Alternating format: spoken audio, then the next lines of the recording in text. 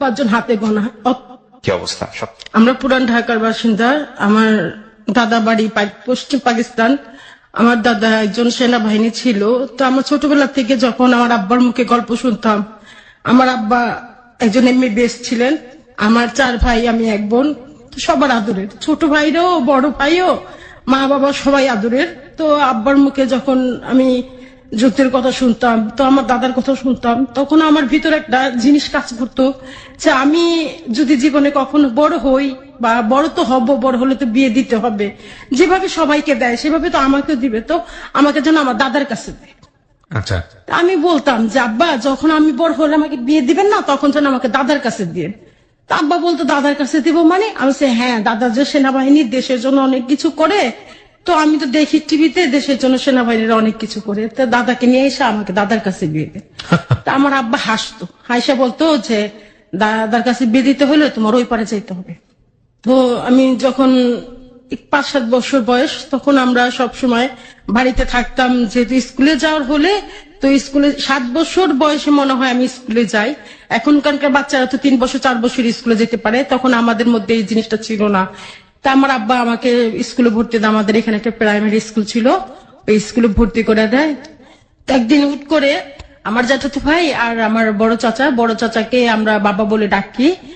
তো বাবা আসে, বাবা ঈশা বলতেছে যে আমার আব্বাকে যে দেখ, তোর তো আল্লাহ 5টা সন্তান দিছে, আল্লাহ তো আমার একটা সন্তান দেয় নাই, তো আমি সৈকতে নিয়ে আসছি যে একটা কথা বলার জন্য। তো আমার আব্বা আর আমার জ্যাঠা কথা বলতেছে, তখন আমি শুনলাম আমার জ্যাঠা আমার আব্বাকে বলতেছে তেরা তো 5 বাচ্চা হ্যাঁ, তুমি इसको একটু दे दे। तो আমার আব্বা বলছে একটু दे देने, मेरा तो एक ठो बेटी, मेरा औलाद है, मेरा बेटी तो एक ठो, मेरा घर का लक्ष्मी दे देने से मैं मर जाने। তা আমার জ্যাঠাকে এই কথা বলে, তো আমার জ্যাঠা চলে যায়। পরে আর বাবাকে আর দেখি না, বাবা দেশের বাইরে চলে যায়। তো বাবা অনেক বছর পরে আসে। আমার যখন বয়স 11 বছর, তখন আমার আব্বা মারা যায়। আব্বা মারা যাওয়ার 1 থেকে 1.5 বছর পরে আমার ওই জ্যাঠা আসে। আমি গেটের সামনে দাঁড়ায়, মানে গেটের খোপ থেকে বাইরের আলোটা দেখতেছিলাম, যে বাইরের আলোটা দেখতে কত ভালো লাগে সারাক্ষণ বাড়ির ভিতরে। তো এরকম। আচ্ছা, আমি একটা জিনিস একটু কনফিউজ। জ্যাঠা আসে মানে কি? জ্যাঠা ওনাদের বাড়ি কি পাকিস্তানি ছিল? হ্যাঁ হ্যাঁ, ওনারা পাকিস্তানি ছিল। আপনার দাদা পশ্চিম পাকিস্তানি হ্যাঁ, ছিল? আমরা পশ্চিম পাকিস্তান। মানে আপনার পশ্চিম পাকিস্তানের মূলত। আচ্ছা, তো আপনার বাবা এখানে পুরান ঢাকায় সেই সময় ব্যবসা বাণিজ্য করতো, মানে আপনাদের বাংলাদেশে থাকা কিভাবে তাহলে? বাংলাদেশে থাকা কিভাবে, যে আমার দাদা যে স্বাধীনের সময় এখানে সে বিয়ে শাদী করছে, আর আমার দাদা ওখানে যায় না, মানে পশ্চিম পাকিস্তানে না পশ্চিম পাকিস্তানে যায়নি। শুধু আমার জ্যাঠা যে যিনি, উনি ওইখানে ডাক্তারি পড়ার সুবাদে যায়, তারপরে উনি আর আসেন, ওখান থেকে ফিরে আসেননি। ওখান থেকে ফিরে আসেন। আপনার বাপ দাদারা কয় ভাই, মানে বাবারা কয় ভাই ছিলেন? আমার আব্বারা 3 ভাই ছিলেন। 3 ভাই ছিলেন, 2 ভাই বাংলাদেশে ছিল। হ্যাঁ, 2 ভাই বাংলাদেশে ছিল, 1 ভাই মুক্তিবাহিনী ছিল, উনি মারা গেছে 71-এ। মুক্তিযুদ্ধে যুদ্ধ হ্যাঁ, করেছেন? যুদ্ধের সময় আমার চাচা, আমি বিশেষ করে আমার চাচাটার কথা বলতে চাই, যে আমার চাচাটা যেদিন যুদ্ধ শেষ করে নাকি আসছে, আমার চাচি তখন প্রেগনেন্ট ছিল, 15 দিনের প্রেগনেন্ট। ওকে। আমার দাদা বাসায়, আমার চাচা বাসায় আসার পরে আমাদের পাশের বাড়ির নাকি একজন ছিল, উনি ডাইকা নিয়ে যায় আমার চাচাকে, নিয়ে গিয়ে একটা ওই আমাদের পুরান ঢাকা তো আগে, এখন তো অনেক আবাসিক এলাকা, তখন তো ঝাড় জঙ্গলের মতো ছিল, ওইখানে নিয়ে জবাই করে ফেলে রেখে দেয়। তো আমার চাচি সেইভাবেই এখনো পর্যন্ত আছে। আপনাদের মানে অরিজিন হচ্ছে পশ্চিম পাকিস্তান? জি, আমরা অরিজিনালি পশ্চিম পাকিস্তান। এটা বলতে আমার লজ্জা নাই, কারণ আমার বাপ দাদার দেশ সেখানে, আর আমি বাংলাদেশের নাগরিক। আমি সেটা গর্ব করে বলতে পারি এবং আমি বাংলাদেশে জন্মাইছি, আমার বাবা বাংলাদেশে জন্মাইছে, সেই সুবাদে আমরা বাংলাদেশের বাঙালি, আমরা মাসেবাতে বাঙালি, আমরা পাকিস্তানি না। আপনাদের রুট পশ্চিম পাকিস্তানের, কিন্তু আপনারা মুক্তিযুদ্ধ করেছেন। হ্যাঁ, আমার দাদা এই দেশে যুদ্ধ করেছে, এই দেশে থেকে আমার দাদা বিয়ে ক্লাসে পড়ছেন? ক্লাস 5-এ পড়ি। ক্লাস 5-এ পড়ছেন, ঠিক আছে, বলুন। আমার মা যখন 71-এর যুদ্ধের সময়, তখন আমার আম্মার মাত্র 13 বছর বয়স, তখন আমার আব্বার সাথে আমার আম্মার বিয়ে হয়ে যায়। আচ্ছা আচ্ছা। আমার আম্মা অনেক সময় কান্নাকাটি করে আমাদের বলে যে এখনকার ছেলে মেয়েদের দেখি, আর আমি ওই সময়তে, তোমার আব্বার বয়স আমার চেয়ে 15 থেকে 20 বছরের বড় হবে, তারপর আমি বিয়েতে রাজি হয়েছি। কেন? শুধু এই পাখানাদের জন্য, আলবদরদের জন্য, ইজ্জতের জন্য, যে এমন একটা লোককে বিয়ে করছি যাতে আমার ইজ্জতটা সেফ হয়। তো আমার আম্মার কাছে এগুলো কথা শুনি তো সবাই আমার আত্মীয় স্বজন সবাই বলে যে ডাক্তারের ওয়াইফ কোনোদিন থাকবে না, মানে আমাদের পুরো ঢাকা যে যেমন একটা মন্তব্য চলে, বলে যে ডাক্তারের ওয়াইফ কোনোদিনও থাকবে না, এই বয়সে বিধবা হয়েছে। তা আমার না এই জিনিসটা একদিন মাইন্ডে লাগলো যে স্কুল থেকে আসতেছে যে আমার এক চাচি বলতেছে যে দেখ माँ का तेरे बेटी भी हो जाएगी, माँ तो थोड़ा कम बयस में विधवा हो गई, बेटी माँ से आगे बढ़ के विधवा होगी। তা আমার চাচি এই কথাটা বলাতে না আমার খুব কষ্ট লাগলো। এই কষ্ট লাগলো, আমি এসে আম্মারে বললাম যে আম্মা ওই চাচি আম্মা না বলতেছে যে মা বি বেওয়া বেটি বি বেওয়া। তা আম্মা এটা কি? আম্মা বললো কি থাকে এগুলো কথা কানে দিতে না, এগুলো বুঝবা না। তো এইভাবে চলতেছে। তো একদিন আমার আন্টির বাসায় আমার বড় খালার বাসায় যাই, আমার বড় খালারা তখন ঢাকা থাকে, তো বড় খালার বাসায় আসি। আসার পরে বড় খালাকে বলি যে খালা আমার আব্বা তো নাই, এখন তো মনে করেন আমাদের খুব করুণ অবস্থা, আমরা তো বাড়িতেই থাকি, তারপরও যেটুকু মানে এইভাবে কথা বলার পরে আমার খালা বললো যে আমরা আসতেছি অমুক দিন। ওনারা কি করতেন, মানে বড় আপনার মায়ের বড় বোন তো তাহলে? উনি এখানে আসছে ওনার হাজবেন্ডের কারণে আসছে, আবার ওনারা চলে যাবে। তো আমাদের এখানে না থেকে ওনারা আলাদা বাসা ভাড়া করে থাকতেছে জিগাতলাতে। ওকে। তো জিগাতলাতে আসছি, আইসা আমার খালাকে বললাম যে আম্মা আপনারে দেখতে চাইছে, আম্মার খুব শরীর খারাপ। তখন আমি কি করব, আমি বললাম যে আম্মা আমি কাউলি নিয়ে খালার বাসায় যাই। আম্মা বললো চিনা যাইতে পারবো? আমি বলছি, হ্যাঁ আম্মা আমি গেটের সামনে থেকে রিক্সা করে তারপরে যাই। তো আমাদের গেটের সামনে একটা বুড়ো লোক সবসময় বসে থাকতো আমাদের, তো আমি ওনার ডাইকে বললাম কারিম না, তারপরও আমি আজকে বলতেছি।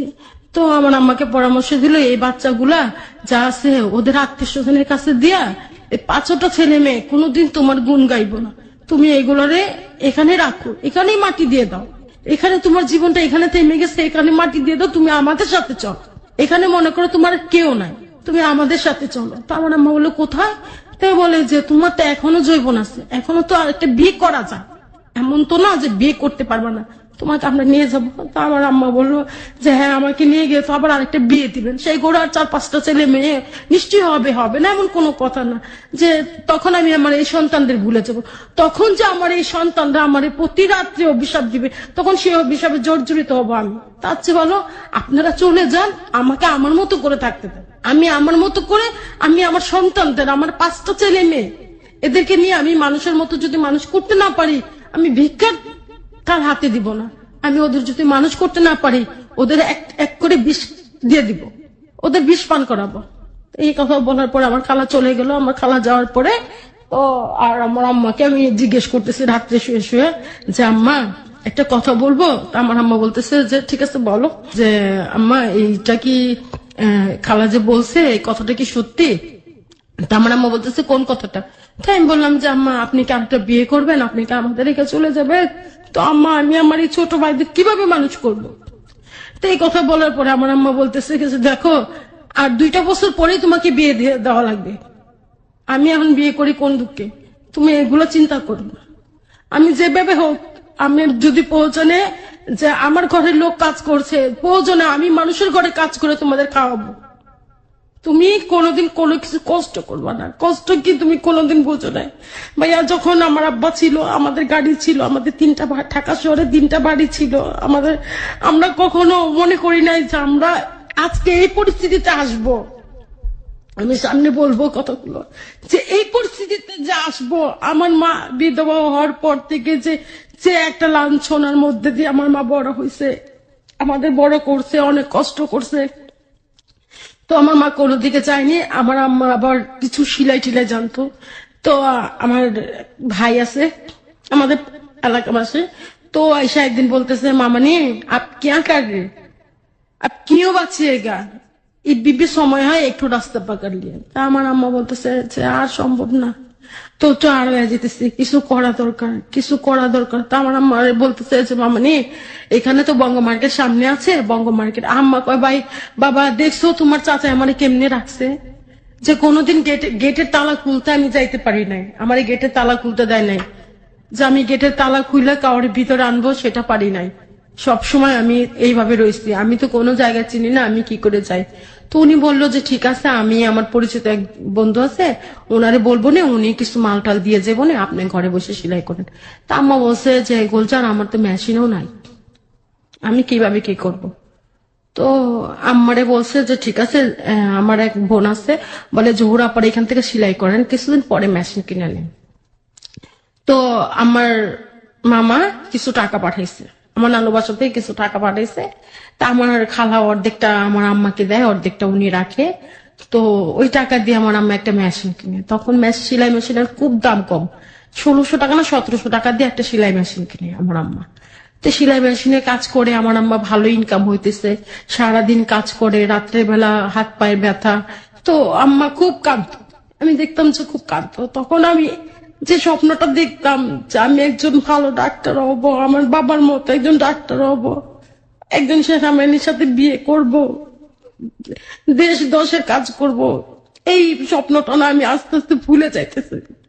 আমার সবাই স্কুলে ভর্তি হয়ে গেছে, আমি ভর্তি হতে পারতেছি না। আমি আমার মাকে আর বলতে পারতেছি না যে আম্মা আমাকে স্কুলে ভর্তি করে দেন, তাহলে আমাকে বাবার কাছে দিয়ে দেন। আমি না কাউকে বলতে পারতেছি না, আমি শুধু সারা রাত শুয়ে শুয়ে কাঁদি।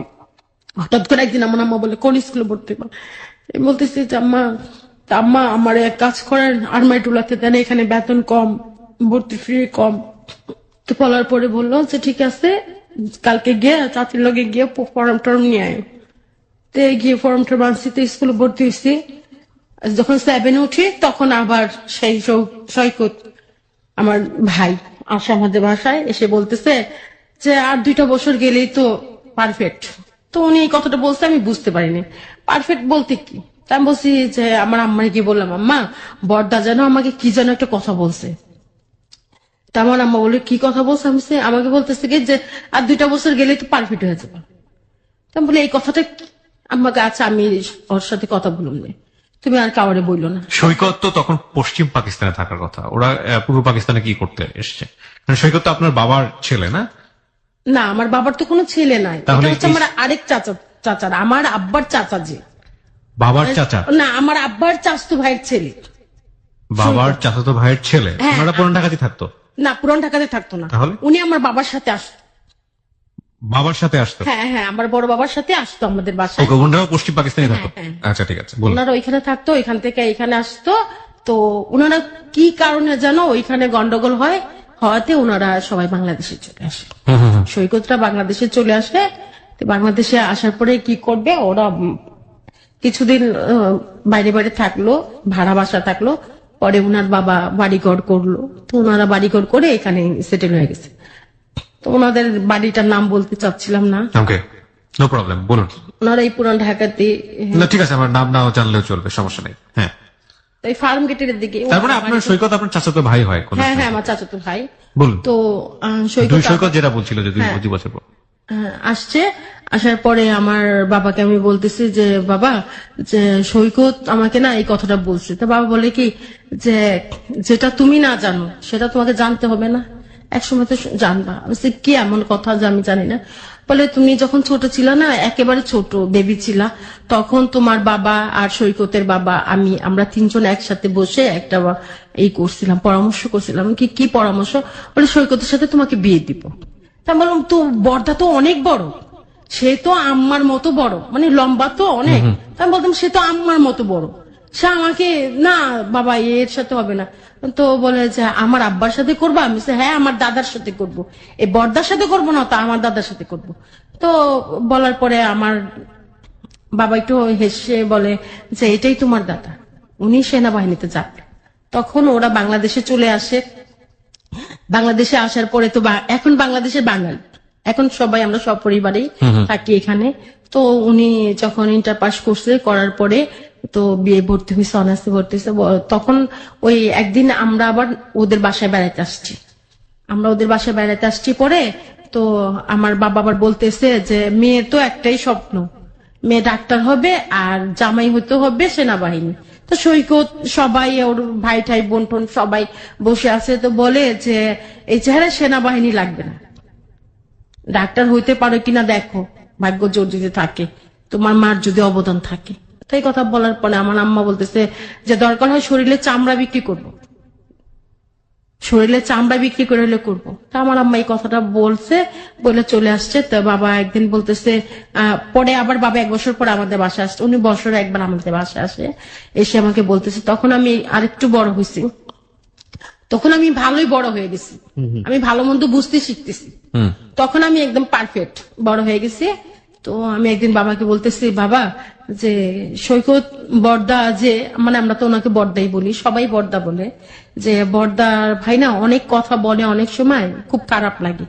বলে কি এমন কথা বলে বর্দা খারাপ লাগে? উনার বোন বলতেছে আর কি, বর্দা আমার দিদিভাই বলতেছে যে কি এমন কথা বলে যে তোমার কাছে খারাপ লাগে বর্দা কথা? আমি বলছি, না বর্দা না, কিছু কিছু কথা বলে খুব খারাপ লাগে, যেগুলো কথা আমাদের শোনা না। তো বলার পরে তো সৈকত বলতেছে যে চিন্তা করিস না, সেনাবাহিনী আমিই হব, আর আমি তোকে বিয়ে করব, যদি তোর বাপে একটা জিনিস রাইখা গেছে এটা যদি আমাকে দেয়। তার মানে আমার বাবা তো এমন কিছু রাইখা জানে গোপনীয়, তো যে আমরা জানি না। আমার মা এত কষ্ট করতেছে আমাদের নিয়ে, অথচ আমার বাবা এমন কি সম্পদ রেখে গেছে যেগুলো আমরা জানি না। তো এই কথা বলার পরে আমি বাবাকে ধরলাম, আমার আম্মাকে বললাম যে আম্মা আমি বাবার সাথে কিছু পার্সোনাল কথা।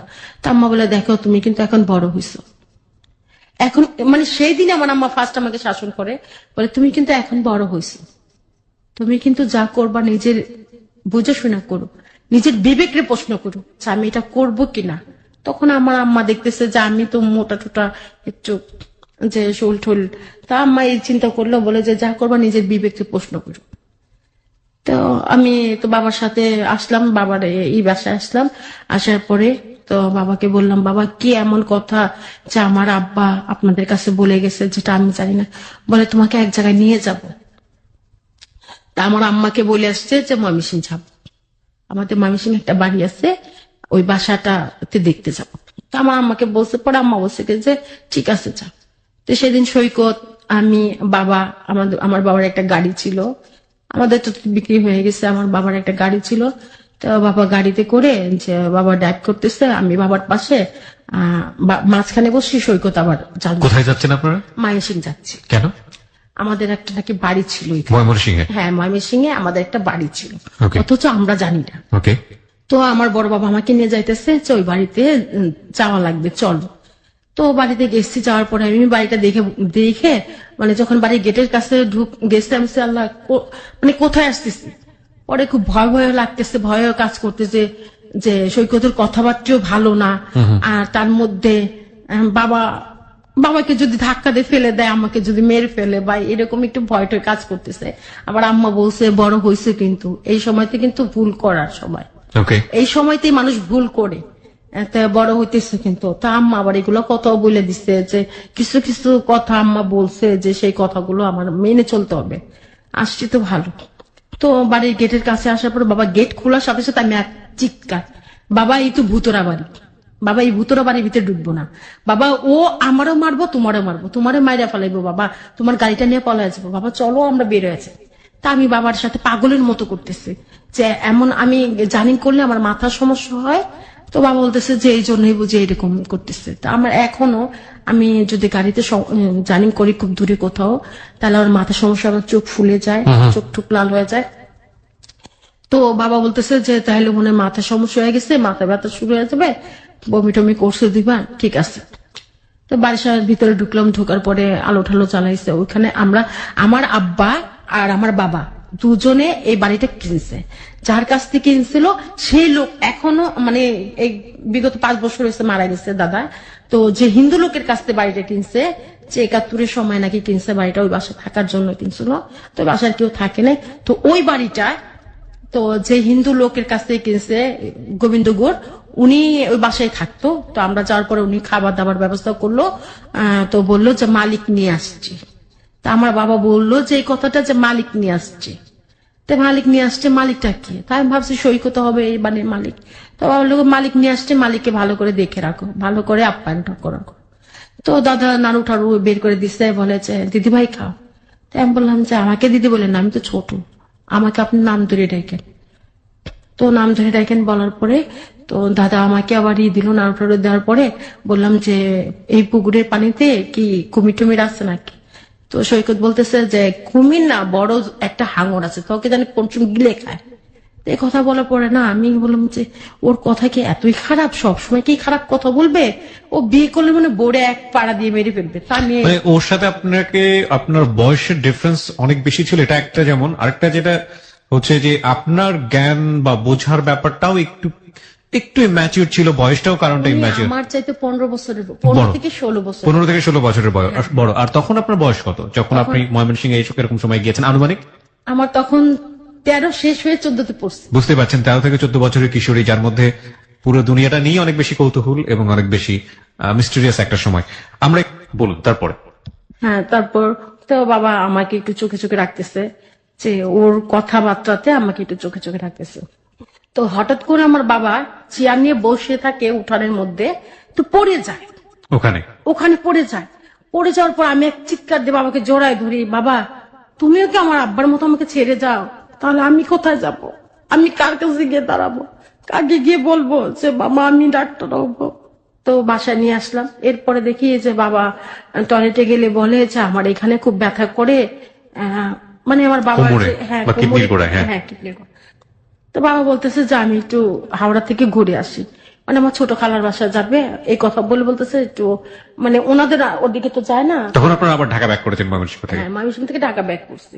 তা আমার বাসায় আসতেছে অনেক রাত, আমি জিজ্ঞেস করে কি হয়েছে, আমি বললাম আম্মা বাবার তো পিজি হসপিটালে ভর্তি করে দিয়ে আসছে, বাবার তো এরকম সমস্যা। তখন আমি সুরাদিয়া হসপিটাল কোনটা, বাডেন কোনটা, কোনটাই চিনি না, আমি এগুলো চিনি না।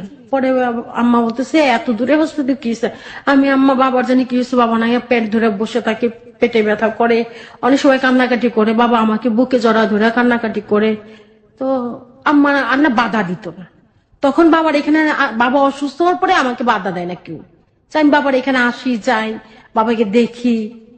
আমার ছোট ভাই, যে ভাইটাকে আমার আব্বা 1.5 বছর রেখে মারা গেছে, এই ভাইটাকে আমি নিয়ে এসে পরে বসায়, মানে ওটা কি যেন খাওয়ার জন্য দিছি। পরে সৈকত আমার ভাইটাকে নিয়ে রাস্তায় চলে যায়। তো 1 ঘন্টা হয়ে গেছে, আমি তো বাবাকে খাওয়াইতেছি, তো 1 ঘন্টা হয়ে গেছে, আসে না। আমি বলতেছি কি বাবা বড়দা যে সানিরে নিয়ে গেছে, এখনো তো আসে না। বলে চলে আসবে। তো একজন লোক এসে বলতেছে যে সানি পড়ে গেছে। তো কিভাবে পড়ে গেছে, তো আমরা দৌড়ে রাস্তায় চলে গেলাম। রাস্তা যাওয়ার পরে দেখি আমার ভাইরে 2 গালের মধ্যে আমার সামনে দাঁড় করে চর মারতেছে, এই তুই আমাদের জিজু বলে ডাকতে পারিস না? তো আমার ভাই বলতেছে নাই, তুমি জিজু নি, তুমি দাদা, তুমি জিজু নাই বলা নেই। তো বলতেছে পরে, আমি বললাম বাবা দেখছো পরিস্থিতিটা? তো এর মধ্যে দিয়ে সৈকত ওই যে শুনছে আমি সেনাবাহিনীকে বিয়ে করব, তো একদিন বলে যে আমি সেনাবাহিনী, মানে আর্মি সোলজারের প্রতি আপনার একটা অন্যরকম ইন্টেনশন ছোটবেলা থেকে ছিল, বুঝতে পারছি। তো ওই সৈকত আমার সেই ইচ্ছেটাকে পূরণ করার জন্য ও সেনাবাহিনীতে অ্যাপ্লাই করে। অ্যাপ্লাই করার পরে তোর ইন্টারভিউ দেওয়ার জন্য টাকা হয়, তো যাচ্ছে। তা আমার বাবা এদিক থেকে অসুস্থ, তা আমরা তো আমার ছোটবেলা বাবাকে হারাইছি, একজনকে হারাইছি, আরেকজনকে হারাবো, এটা আমার খুব কষ্ট লাগতেছে। তো বাবা অসুস্থ, তো বাবা কলকাতাতে ফোন দিল, আমার খালাদেরকে ফোন দিল যে তোমাদের এখানে এই করো, মেডিকেলে একটা অ্যাপ্লাই করো, যে আমি আসতেছি। তো বাবার সাথে আমিও কলকাতা চলে গেলাম। তো যার পরে আমার ছোট খালাকে তো মাটা বলে ডাকি, অনেক করলাম, আবদার করলাম যে ছোট আমি মিস করি, মানে অনেক কথাই বললাম হিন্দি ভাষাতে। ও আমার খালারা কুচবিহারে থাকতো আগে, তা আমার বাবাকে ওইখানে মেডিকেলে ভর্তি করা হলো, সব টেস্ট করলো, করার পরে দেখে যে আমার বাবার 2 কিডনি নষ্ট হয়ে গেছে। ওহো, বাবার 2 কিডনি নষ্ট হয়ে গেছে। তা আমার খালামুনি আমাকে আর বলে না, তো বাবাকে নিয়ে বাংলাদেশে চলে আসবো। তা আমি সব লাগেজটাকে গুছগাছ করছি। তো বাবা আমার মন রক্ষা করার জন্য আমার সাথে বাংলাদেশে চলে আসলো। এই যে বাবা যে শেষ যাওয়া যাবে আমি আর জানতাম না। তো বাবা চলে আসছে, আসার পরে বাবা ওইখানে, বাবা আর আমি ময়মনসিংহে গেলাম। তখন না আমার কাছে খুব একটা ভালো লাগতো যে দূরে কোথাও বেড়াইতে যেতেছি, যে ছোটবেলা থেকে 13 থেকে 14 বছর পর্যন্ত তো বন্দির মধ্যে ছিলাম। তো বাবা যে রুমে থাকে আমিও ওই রুমেই থাকি। এখানে একটা বিষয় বলে রাখি প্রিয় শ্রোতা, উনি ওনার আপন বাবার বড় ভাইকে, যাকে সাধারণত অনেকেই বড় চাচা বলেন, বড় বাবা বলেন বা বড় আব্বা বলেন, আসলে উনি ডিরেক্টলি তাকে বাবা বলতেন। সেই বাবার গল্পটা হচ্ছে এখানে। কিন্তু একটা জিনিস মাথায় রাখতে হবে, যারা এখন জয়েন করেছেন, বাবা বলতে আসলে ওনার আপন বাবা না, আপন বাবার বড় ভাইকে উনি বোঝাচ্ছেন। হ্যাঁ নদী, আপনি ময়মনসিংহে যাওয়ার যে বর্ণনাটা দিচ্ছিলেন সেটা বলুন। হ্যাঁ, ময়মনসিংহে যাওয়ার পরে বাবার সাথে কথা বলতেছি, তো বাবা বলতেছে যে খুব খারাপ লাগতেছে। তো আমি জানি করলে আমার সমস্ত মাথা ব্যথা, চোখ ফুলে যেত, রাস্তায় 2-3 বার মাথা ব্যথা শুরু হলে বমি করতাম। তা আমার একটা সমস্যা মাথার মধ্যে দেখা দিল। তো বাবা বলতেছে যে তোমাকে ভালো করে একটা ডাক্তার দেখানো দরকার, যে তুমি যখনই আসো তখনই তোমার এই সমস্যাটা হয়, কারণটা কি?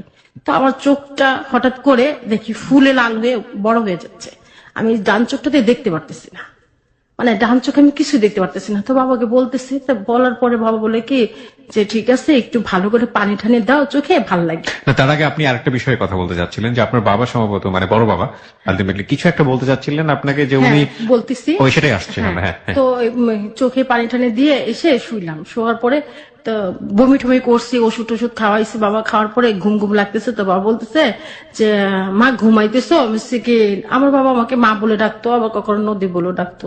যদি ভুলে যেত তাহলে নদী বলে ডাকতো, আর তাহলে বাবা আমাকে সবসময় মা বলে ডাকতো। বাবা বলতেছে মা তুমি কি ঘুমাই গেছো? বলতেছে না বাবা আমি এখনো ঘুমাইনি, আমি জেগে আছি, কিছু বলবা?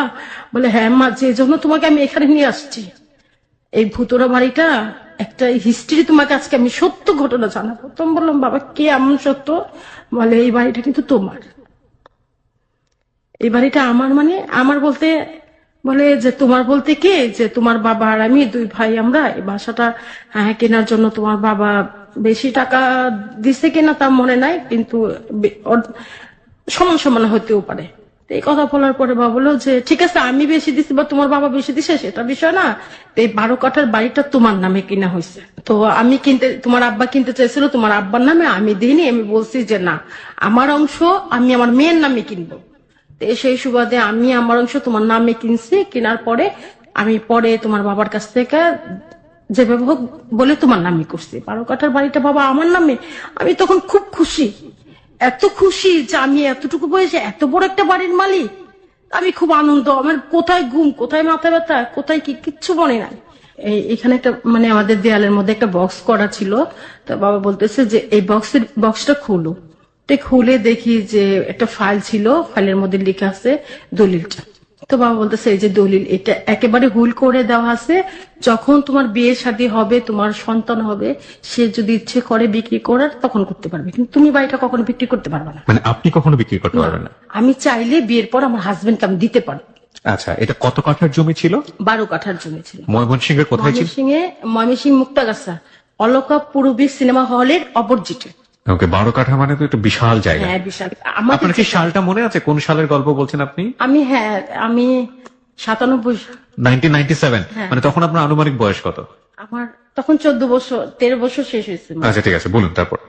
তো বাবা দলিলটা আমার হাতে দিয়ে বলে যে এই দলিলটা তুমি এখানেই রাখবে, এই দলিলটা যে এখানে আছে যে তুমি আর আমি ছাড়া আর যেন কেউ না জানে। মানে এটা ইনফ্যাক্ট আপনার পরিবারের অন্য কেউ অন্য জানতো না? কেউ জানতো না। আপনার মাও জানতো না? না, আমার আম্মাও জানতো না। আম্মা অনেক পরে জানছে। তো দলিলটা এখানে এরকম একটা বক্স করা, বক্সের ভিতরে রেখে তারপরে আলমারিটা চাপা দিয়ে রাখতে হয়। আচ্ছা আচ্ছা মানে আলমারির পিছনে যে একটা বক্স, সেটা কেউ আজও জানে না। আচ্ছা আচ্ছা।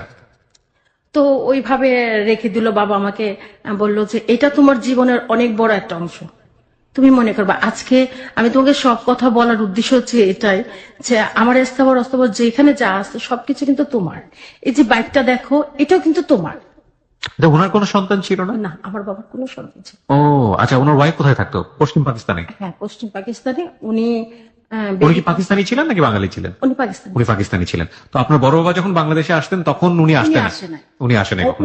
ওনাদের কারণে, ওনাদের সূত্র ধরেই একটা বিরোধ যে এবং আমরা, যে কারণে আপনাকে অনেক বেশি লাভ করতো। হ্যাঁ, বুঝতে আমরা পেরেছি। পাকিস্তানি হওয়ার পরে বাংলাদেশের মানুষের সাথে একত্রিত হওয়ার পরে যুদ্ধ করা, এটা যে কারণে ওনারা পছন্দ করতেন না ওনারা অতটা। পছন্দ করতো না আচ্ছা, যে ঠিক আছে। আমরা পাকিস্তানি, অথচ আমরা বাংলাদেশে সাপোর্ট করে আমার দাদা বাংলাদেশিদের হয়ে একজন হয়ে সে যুদ্ধ করেছে, মুক্তিযুদ্ধ করেছে। সেজন্য ওনারা এইভাবে আমাদের ওখানে বাড়ি ঘর সবকিছু ওনারা দখল করে নিচ্ছে। তাই আমি বললাম বাবা এই সব কি আমার? বলে হ্যাঁ সবকিছু তোমার।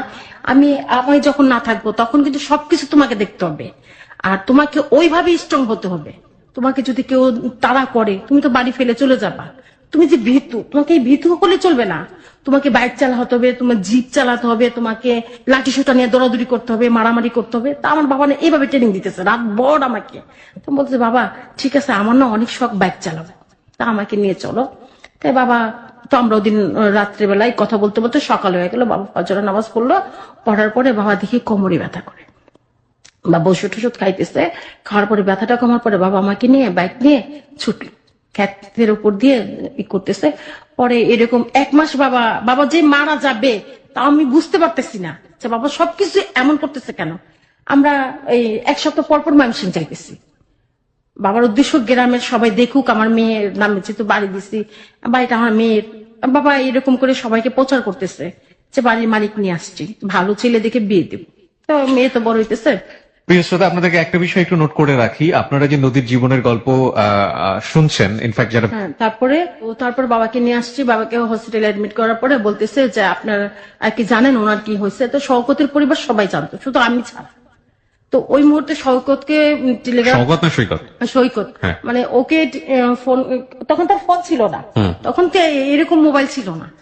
তখন ওনাকে করলো, চিঠি পাঠাইলো, টেলিগ্রাম করলো, তো উনি চলে আসলো যে এই ব্যাপার, নদীর বাবার তো এই অবস্থা। সবাই আমার বাবাকে নদীর বাবাই বলতো। তো বললো যে নদীর বাবার তো এই অবস্থা, নদীর বাবা তো মনে হয় আর বেশি দিন নাই, তে তুই চলে আয়, এখনই সময় যা করার করতে হবে। আচ্ছা।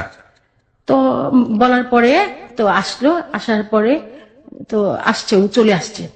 আসার পরে বলতেছে যে বাবা কোথায়? বলছি বাবা তো হসপিটালে। তুই এখানে কেন? আমি কি বাবার কাপড় চোপড় নিতে আসছি আমি। বলে ঠিক আছে চল। তো ওর সাথে আমি বাইকে করে গেলাম। যাওয়ার পরে হসপিটালে বাবা মানে ইশারা দিয়ে আমাকে আর ওকে ডাকলো। ডাকার পরে আমার বাবা ওর হাতে একটা আংটি দিয়ে বলল যে আমি তো পড়াইতে পারলাম না, যে নে, ওর বাবার ইচ্ছা আমি পূরণ করে দিয়ে গেলাম। আচ্ছা। তো আমার বাবা ওর একটা আংটি পরানোর পরে তো ও বললো যে বাবা আমি অক্ষর অক্ষরে তোমার আদেশগুলো পালন করব, আমি ওরে ফুলের মতো করে রাখবো, ওকে কখনো কাটার আঘাত থেকে দেব না, তুমি এটা নিশ্চিন্ত থেকো। তো বাবা বলতেছে যে আমার তো যাওয়ার সময় হয়ে গেছে, আমি যাবো, আমি তোমাকে আরো একটা কথা বলে চাই। তো জিজ্ঞেস করলাম কি বলবে বাবা, বলো। তো বাবা বললো যে এই যে বাইকটা, এই বাইকটা তোমার, এই বাইকটা, এটার কাগজপত্র কিন্তু তোমার, এই যে জিপটা, এটার কাগজপত্র তোমার নামে, আমি তোমার নামে সবকিছু করে গেলাম। তুমি এমন কিছু করো না, এমন কাউকে বিশ্বাস করো না যে তুমি পদে পদে ফস্তাতে হয়। তুমি যে এমন একটা মানুষকে চুজ করো যে হালালের এক রুটি খায়। আচ্ছা। তো বললাম যে বাবা তুমি কি আমাকে ছেড়ে চলে যাবা? বলে কি না, আমি যাব না, আমি সব সময় তোমার পাশে থাকি। তো বাবা হসপিটাল থেকে বাসায় চলে আসলো, বাবার সাথে কথাটা হইলো, বাবা গাড়ির চাবি, গাড়ির কাগজ, লাইসেন্স পত্র যেখানে যা আছে সবকিছু আমাকে বুঝিয়ে দিতেছে। সবকিছু আমাকে বুঝিয়ে দিয়ে বাবা বাসা ভাড়া টাড়া সব ক্লিয়ার টিলিয়ার করে ফার্নিচার যেগুলো ছিল সেগুলো সব ময়মনসিংহের বাড়িতে নিয়ে যাচ্ছে। আচ্ছা। বাবা কিন্তু হাত পা ফুলে ঠুলে, বাবা একেবারে আমার চেয়ে মোটো হয়ে যেতেছে, ফুলে যেতেছে। তো আমি শুধু চিন্তা করতেছি যে বাবা এরকম মোটো হইতেছে কেন, আর বাবার চোখ ঠোকে এত ফুলতেছে কেন, চোখটা এত ফুলার কথা না। তো বাবা, আমি বাসায় গিয়ে ফার্নিচার টার্নিচার সবকিছু ওখানে রাখলাম, 2টা রুমে সেটেল করলাম। পরে সৈকত বলতেছে যে বাবা এই রুমটা তো এরকম আছে, মানে 1 কাঠা জমির উপরে একটা রুম করবে, ঠিক আছে? তো ওই রুমটা করছে, করার পরে কিছু গাছ টাছ ছিল, ওই গাছগুলা কেটে ফার্নিচার করবে। মানে ফার্নিচার বাবা থাকা সত্ত্বে, বাবা হচ্ছে মারা যাওয়ার আগে একেবারে ফার্নিচার দিয়ে ঘর টর গাছ করে, বেড কভার টভার এমন মানে পরিপাটি করে ফেলছে। তো এই পরে আমি বলতেছে বাবা যে ঘরটা তো সুন্দর, কালারটাও সুন্দর, ফার্নিচার গুলো সুন্দর, তো বাবা এই রুমটাই ওকে লিখে দিই। কাকে লিখে দিই? সৈকতকে। সৈকতকে লিখে দেওয়ার কথা বলছেন আপনি, মানে ওই ময়মনসিংহের? হ্যাঁ, ময়মনসিংহের বাড়ি। বাবা ময়মনসিংহের বাড়িটা কি মানে একতলা বাড়ি ছিল নাকি? না, আমাদের বাড়িটা এখন 5তলা ফাউন্ডেশন করছে। না, কিন্তু তখন কি ছিল? তখন 3তলা ছিল। 3তলা ছিল। তো সৈকতের নামে কি লিখে দেওয়ার কথা বলছেন কোনটা? মানে নতুন করে 1 কাঠার জায়গার উপর একটা রুম, একটা রুমের ভিতরে সবকিছু করছে। আচ্ছা, ওটা আপনি সৈকতের নামে লিখে দেওয়ার কথা বলছেন? ওই রুমটাই পুরো বাড়ি দিব না, এই রুমটাই লিখে দিই, যদি ভবিষ্যৎ কিছু হয় ছেলে মেয়ে, তখন তো তারা কোথায় থাকবে আর আমরা কোথায় থাকবো। তা আমার মধ্যে এই চিন্তা ভাবনাটা আসলো। আসার পরে তো আমি বললাম, বাবা বলতেছে কি যে দেখা যাবে, যখন কাটা তখন দেখা যাবে, জামাই তো জামাই আর ছেলে তো ছেলে। এই কথা বলার পরে আর আমরা ই করলাম না, কিছু বললাম না। তো ওই কথা বলে বাবা বলতেছে যে আমি কালকে চলে যাব বাবা, তুমি, আমি সকালে যদি চলে যাই তুমিও সকালে চলে যাই, তোমার আম্মার কাছে চলে যাও। আমি বলছি, হ্যাঁ বাবা আমি তাহলে চলে যাব। তো বাবা যাওয়ার সময় এয়ারপোর্টে গিয়ে অনেক কান্দাকাটি করলাম। তখন বাবা বিমানে করে যায়। তো বাবা 1 মাস পরে বাবা মারা যায়। তো পশ্চিম পাকিস্তানে মারা যায়? হ্যাঁ, মে মাসের 21 তারিখ আমার জন্মদিন। শাশুড়ি আমাকে বলে যে তোর জন্মদিনটা ময়মনসিংহের বাড়িতে সেলিব্রেট করবো। আমি না, আমার বাবা যেহেতু আমার সাথে কথা বলে না, আমার এই বছর কোনো জন্মদিন হবে না। বলে চল চল করে অনেক রিকোয়েস্ট করে আমাকে নিয়ে যায়। আপনি যে যাচ্ছেন, আপনার মা এটা জানতো? হ্যাঁ, আমি কখনো, আমি যে আজকে এখানে আসছি, আসার পরও আমার আম্মাকে কিছুক্ষণ পর পর ফোন করে। না ঠিক আছে, কিন্তু আপনার মা যে ছেলেটার সঙ্গে আপনার বিয়ে হয়নি, কিছু হয়নি, তার সঙ্গে আপনাকে কেন যেতে দিল এত দূরের না রাস্তা? কেন যেতে দিল, সে তো আমাদের পরিবারের একজন। আপনার পরিবারের হলো, আপনার তো রক্তের ভাই সম্পর্ক না। রক্তের ভাই এবং না। তার সঙ্গে যতটুকু বুঝি যে আপনাদের মধ্যে এক ধরনের বৈবাহিক সম্পর্ক হওয়ার একটা সম্ভাবনা আছে, এতটুকু পর্যন্ত শুনলাম। কারণ আপনার বাবা সেটা চেয়েছিল, এবং সেখানে সেরকম একটা ছেলের হাতে, আপনার বয়স তখন কত? তখন আমার 16 বছর। 16 বছর বয়স। তার হাতে 16 বছরের একটা মেয়েকে, আর তার চেয়ে দ্বিগুণ বছরের বয়স্ক একটা ছেলের কাছে ময়মনসিংহে কেন যেতে দিবে, এবং সেখানে না সেলিব্রেট করার জন্য? আম্মা তো জানতেছে যে ও সপরিবারে যাইতাম। হুম। আমরা তো যখনই যাইতাম সপরিবারে, মানে হয়তো বা আমি ওর সাথে বাইকে যাইতাম বা ওর ফ্যামিলি পরে গাড়িতে আসে। আচ্ছা। এইভাবে যতবার গেছে এইভাবে, তো আমার আম্মার বিশ্বাস এখান থেকে অর্জন হয়েছে আচ্ছা, যে ও তো আর একা যায় না। সামহাও যেটা ঘটেছে সেটাই। এখানে আসলে লজিক দিয়ে অনেক কিছু ডিফাইন করা খুব মুশকিল। বলুন তারপর। তারপরে তো গেছি, তো গিয়ে আমি খুব অসুস্থ, মাথা ব্যথা, বমি। তো আমাকে কি করলো, রাস্তা থেকেই ব্যথার ওষুধ দিল, মনে হয় সম্ভবত ঘুমের ওষুধ আমাদের সাথে খাওয়ানো হয়েছে। রুমে যাই আমি, যে রুমটাকে সাজানো গুছানো, তো আমি বলতেছি যে এই রুমের মধ্যে একটু গরম পানি আছে, মুখ হাত ধুই, ভাল লাগবে। তাই মুখ হাত ধুয়ে আমি কিচ্ছু খাইনি, না খেয়ে আমি ঘুমিয়ে পড়ছি। আমার খেয়াল নেই যে আমি তো এই রুমে থাকবো না, আমি তো গোবিন্দ দাদার রুমে থাকবো। বাবা তো বলে গেছে যে যখন আসবা দাদার রুমে থাকবা। এই গোবিন্দ ভদ্রলোকের সঙ্গে কেউ থাকতো না? না, উনি একাই থাকতেন এই উনি এই বাড়িতে? বাড়িতে ওনার একাই ওয়ারিশ থাকতেন। কোথায় ছিল? ওনার কেউ ছিল না, উনি বিয়ে করে নাই। উনি বিয়ে করেন? বিয়ে করেন। উনি যে বাড়ির মালিক, উনি বাড়িটা কার কাছ থেকে পেয়েছেন? ওনার বাবার বাড়ি। বাবার কাছ থেকে হ্যাঁ, পেয়েছেন? বাবার বাড়ি। ওনারা সবাই চলে গেছে, বাপ ভাই ওনার সব পরিবার চলে গেছে, কিন্তু উনি এই বাড়ির মায়া ছাড়তে পারেনি, বিদায় উনি যায় নাই। আচ্ছা আচ্ছা আর আমার বাবার মৃত্যুর পরে উনি আমাকে বাবার মতো স্নেহ করছে। আচ্ছা, ঠিক আছে। উনি ওনার সঙ্গে থাকার কথা আপনার? হ্যাঁ, বলুন হ্যাঁ, তারপর। বাবা বলে গেছে যে ওনার সাথে থাকতে, তা আমার তো ওনার সাথে থাকার কথা। তা আমি এই রুমে শুয়েছি, ঘুমায় পড়ছি। মানে যে ঘুমের ওষুধ টষুধ খাওয়ানো হয়েছে, খাওয়ানোর পরে ঘুমায় পড়ছি। আমি আর বলতে পারবো না যে পরে ফিজিক্যাল রিলেশনটা আমার যে ওখান থেকে হয়। আমি ঘুমে খুব অচেতন ঘুম, তো আমি বলতে পারি না কিভাবে কি হয়েছে। যেটা সত্য সেটাই বলতে আসছি আজকে। আমার জীবনের সমস্ত সত্য কথা, আমার যেটা ভুল, যেটা অপরাধ, আমি সবকিছু আজকে সবার সামনে করে বলে যাচ্ছি।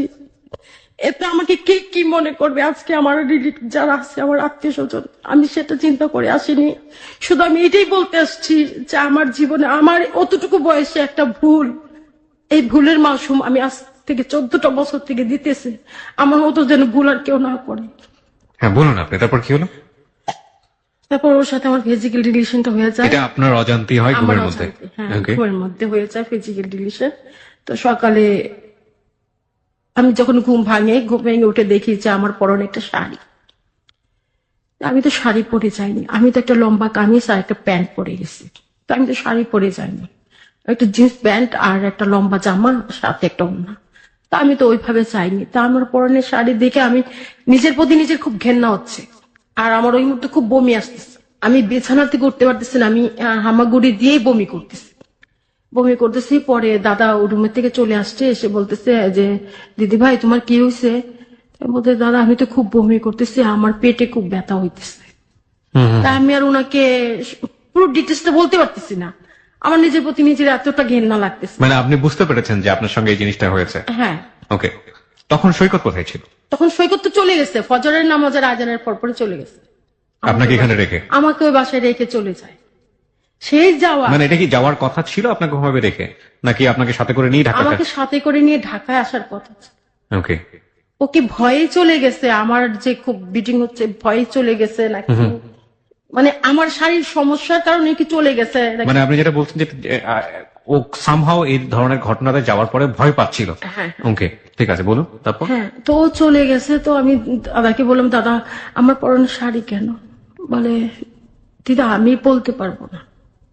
তা আমি ওনাকে ধরে খুব কান্নাকাটি করলাম, দিদা আমার জীবনের সবচেয়ে বড় একটা কাল রাত্রি, মনে হয় কালকে রাত্রে গেছে, আমি কি এমন কাল রাত্রের ঘুম ঘুমাইছি, আমি কি এমন ঘুম ঘুমাইছি, আমি ঘুমের মধ্যে মরে গেলাম নাকি?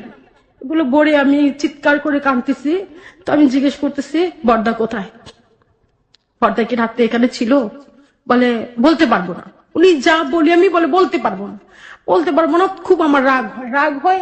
আমার একটা স্যান্ডেল ছিল, তো উনি মারা গেছে, উনি যেন আমাকে আজকে মাফ করে দেয়। আমার হাতে সামনে একটা স্যান্ডেল ছিল, স্যান্ডেলটা নিয়ে ওনাকে 4-5টা বাড়ি দেয়।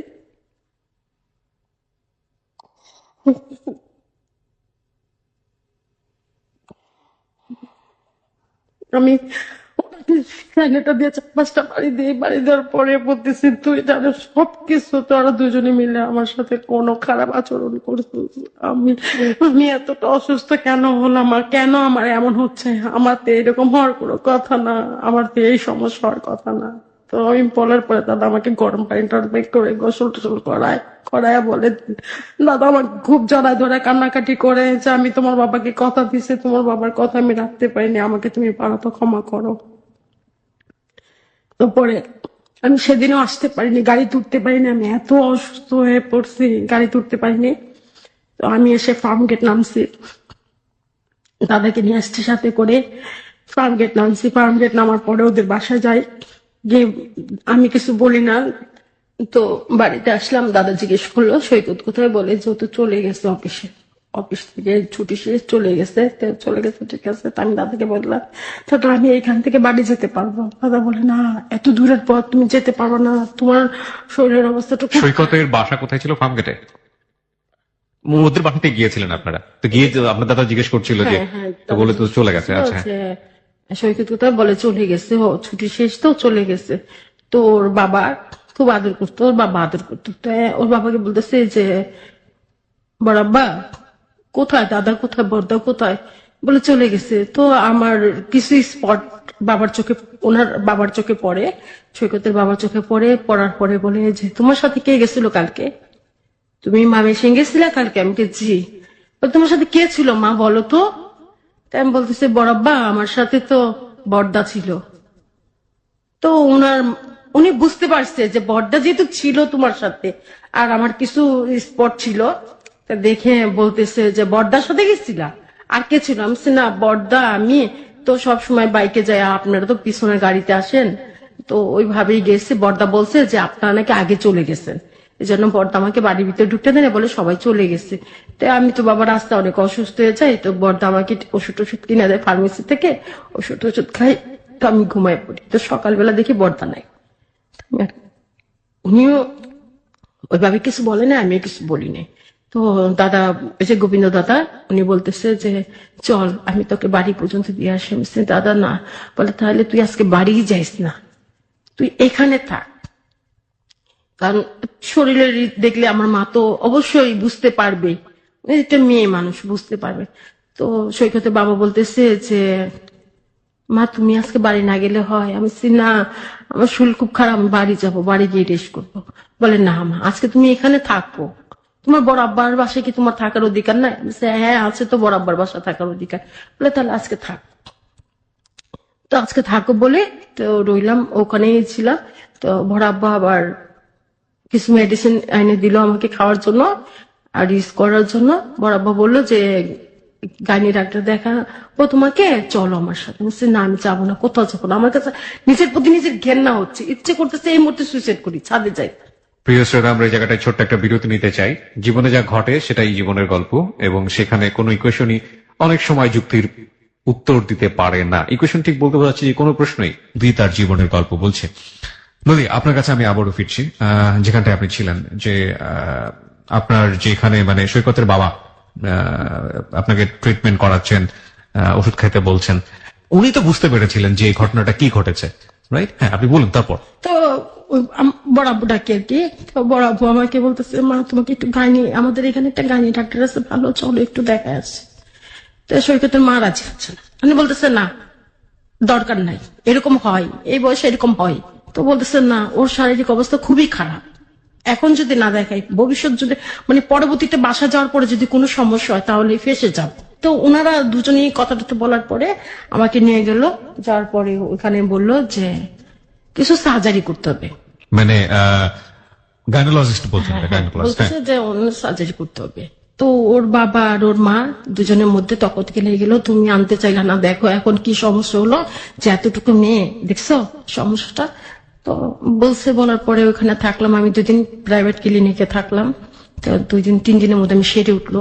তো আমি বাসায় ওনাদের বাসায় চলে আসলাম। এই 3 দিন বাড়ির সঙ্গে যোগাযোগ করেন না? হ্যাঁ, বাড়ির সাথে আম্মাকে লোক পাঠানো হয়েছে যে একটু ময়মনসিংহ বাড়িতে কাজ আছে, তো বাবারা সবাই একসাথে আছে, তো আসবে। তো সৈকত কোথায়? সৈকত তো চলে গেছে। আচ্ছা, তার মানে আপনার মা জানতো আপনি ময়মনসিংহে আছেন। হ্যাঁ হ্যাঁ, সৈকত চলে গেছে। আলটিমেটলি আপনি আছেন ফার্ম গেটে ফার্ম ট্রিটমেন্ট, গেটে treatment। জিনিসটা গোপন করা হয়েছে। হ্যাঁ, হ্যাঁ। আপনিও যোগাযোগ করেননি বাবা মার সঙ্গে? না, আমার আম্মার সাথে তো আমার যোগাযোগ করার মাধ্যমটা নাই। ওদের বাসার ড্রাইভার আমাদের বাসা চিনে, ড্রাইভারকে দিয়ে পাঠাইছে, যে খবর পাঠাইছে যে চিঠি তখন তো চিঠি লিখে পাঠাইছে। আমি বলছি যে আম্মা ভালো আছি। তো বাসা ওইখানে 3 দিন যে ট্রিটমেন্ট করার পরে 4 দিনের দিন ওদের বাসায় আসি, সৈকতের বাসায় আসি। আসার পরে তো কিছু বলি না, তো আমি শুধু বললাম বড় আব্বু যা হওয়ার হয়েছে, আমি নিজেকে ক্ষমা করতে পারি না, আমি আপনার ছেলেকেও ক্ষমা করতে পারতেছি না। বড় আব্বু আমাকে একটা সাজেশন দেন, আমি কি করব? আমি কি এখন সুইসাইড করব, না আমি বেঁচে থাকবো কলঙ্কিত হয়ে? বলে মা কলঙ্কিত কেন, তুই বীরের মতো করে বাঁচবি, তুই তো ওর বউ হবি। তা আমাকে আশ্বাসটা দিতেছে। তা আমিও তো জানি আমার বাবা আংটি পড়াইছে, ওনারও আমার আংটি পড়াইছে, তো আংটি তো পড়াইছে, এটা তো জানা। তো বলতেছে যে তোর বাবা যে আংটি পড়েছে তার চেয়ে তো দামি পাথরের আংটি আমরা দিচ্ছি। আমার হাতে এখনো পাথরটা আছে, চাইলে দেখতে পারে। দেখতে পাচ্ছি আমরা। হ্যাঁ, হ্যাঁ, তো এই দামি একটা আংটি পড়াইছি। তো বললাম যে হ্যাঁ সবাই তো জানে বিয়ে হবে। তো 4 দিন চলে গেল, 5 দিনের সময় বাসায় আসছি, একটু ফ্রেশ ট্রেশ হয়েছি।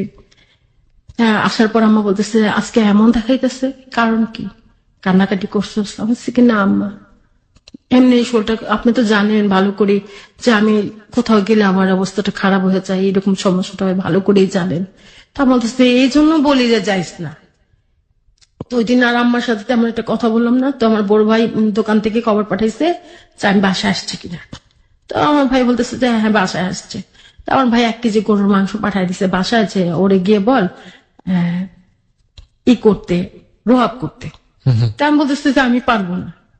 আম্মা বলতেছে যে দিই একটু করে দিয়ে, আজকে কয়দিন থেকে খালি মাংস আনতেছে আর এমনি বুইনা খাইতেছে, একটু রোহাব করে দে, তোর হাতে রোহাবটা ভালো লাগে দে।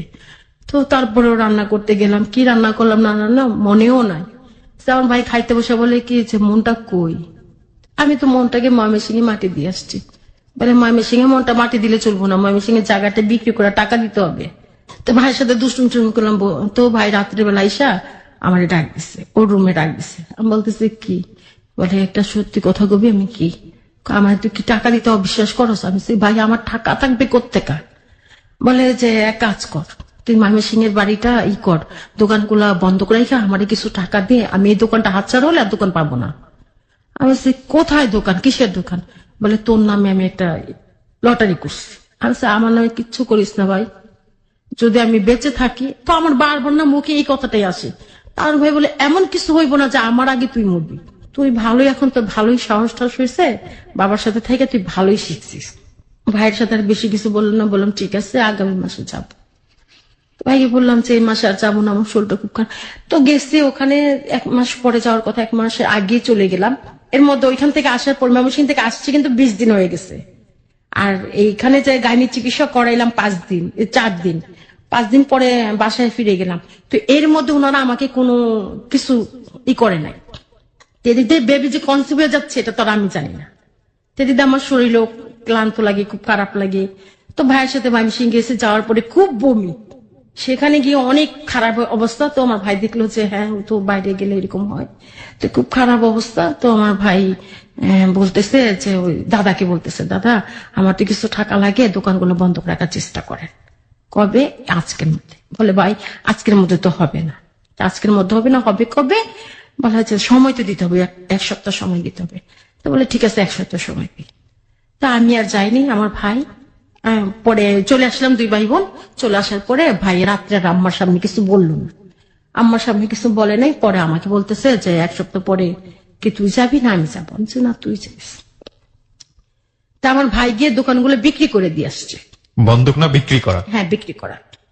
তা আমার কাছ থেকে সিগনেচার নিতে হবে, তো আমি ঘরে দিয়ে দিছি। তা আমি আমার ভাইকে অনেক বিশ্বাস, অনেক ভালোবাসা, পৃথিবীতে নিজের সন্তানরা আমি তেমন ভালোবাসি না, আমার ভাইকে যতটুকু ভালোবাসি। তো আমার ভাইয়ের প্রতি অনেক ভালোবাসা। তা আমার ভাই বিক্রি করে দিয়ে আসছে, আমি কিছু বলিনি, আমি জানি না। পরে যখন আবার ভাই দোকান টোকান নিল, আমার নামে দলিল টলিল করলো। 1 মাস পরেই আমার অসুস্থতা শুরু হইতেছে, আমার ভিতরে খুব যন্ত্রণা হইতেছে। যন্ত্রণা বলতে কি যে মানে কারো কথা সহ্য হইতেছে না, হয়তো কিছু সামনে দেখলেও ঘেন্না লাগতেছে, বা কেউ এসে একটা কথা বললো খুব খারাপ লাগতেছে, ইচ্ছে করতেছে মারধর করি। তো এরকম একটা কেমন জানি লাগতেছে ভিতরে। 2 মাস যখন, তখন আমার শুরু অস্থিরতা, বমি। 1 সেকেন্ডের জন্য আমার বমি বন্ধ হচ্ছে না। আমার আম্মা বলেন, আমার ভাই বলেন, কেউ আমার রুমে ঢুকতে পারতেছে না, শুধু বমি করতেছে। আমার আম্মা বলতেছে কিরা তো বমি করে কেন?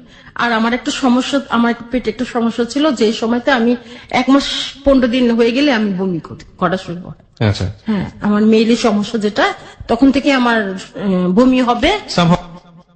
সেটা কিন্তু খুবই খুবই খুবই জরুরি। বলুন আপনি যেটা তো বলছেন। আমি এই জিনিসটা বুঝতাম না।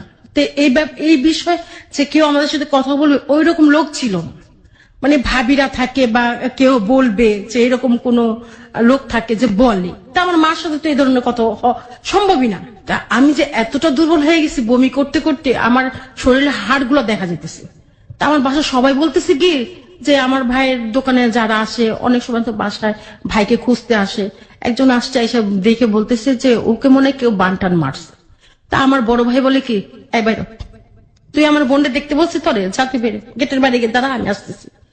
তো আমার বড় ভাই কি করছে, যাওয়ার সময় আবার ঘুরে আমার দিকে তাকাইছে, আমার দিকে ঘুরে তাকাইছে, তাকায় আমাকে পায়ের থেকে মাথা পর্যন্ত দেখতেছে। তো আমি তো ওইভাবে কারোর সাথে মিশি নাই, যে জন্য বুঝতে পারিনি আর জানি নাই যে এটা কি হয় বা কি কারণে হয়েছে। তো সমস্যা হইতে আছে। তো আমার ভাই দেখলো যে পিছন থেকে ঘুরে তাকে দেখে আমাকে, যে আসলে তো আমার বন্ধু অনেক সুখ হয়ে গেছে।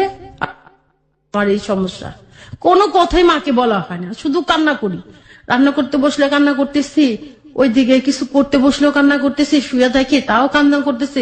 আমি মনে মনে শুধু ওকে ডাকতেছি, তুই এখানেই থাক, তুই তাড়াতাড়ি আল্লাহ যেন তোকে আসে, তুই যেন এসে আমাকে উদ্ধার কর, কি হয়েছে কেন হয়েছে এগুলা বল। আচ্ছা, আমার কেনই মনে হইতেছে আমি কি বাঁচবো, আমি কি মরে যাব। তখন আমার ভিতরে একটাই কল্পনা, যে আমি মরে যাব, ও নিশ্চয়ই কিছু করছে আমার সাথে, আমি মরে যাব, এই জন্য আমার এমন হইতেছে। তা না আমার এত বমি হবে কেন? তা আমার ভাই পরে দেখলো, চলে গেল। রাত্রে বলছে আম্মা ওর একটু ঝাড় করান তো, একটু ঝাড়ফুঁক করান। আম্মা বলছে কেন? বলে দেখেন ওই যে এমনি বমি করে, আর তাহলে এক কাজ করেন আম্মা, যক্ষা হাসপাতালে নিয়ে যান। আমার আম্মাকে বলতেছে আম্মা যক্ষা হাসপাতালে নিয়ে যান।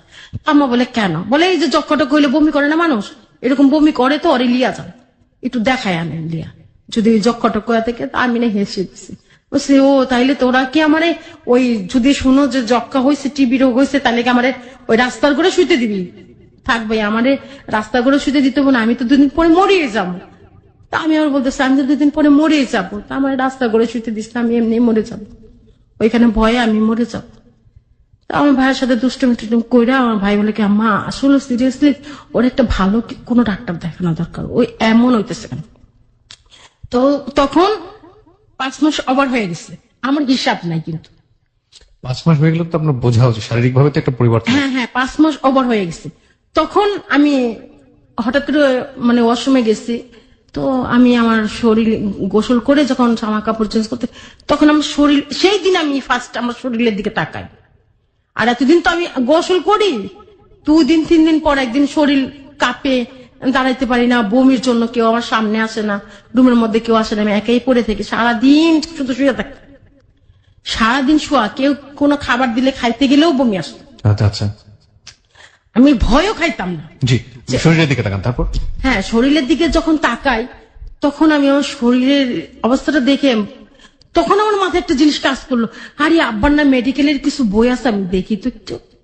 সেদিন ফার্স্ট আমি আমার আব্বার কিছু বই নাড়াচাড়া করে দেখি যে প্রেগনেন্সিটা, ওটা দেখে আমি বুঝতে পারি যে আপনি প্রেগনেন্ট। আমি বেবি কনসেপ্ট করছি।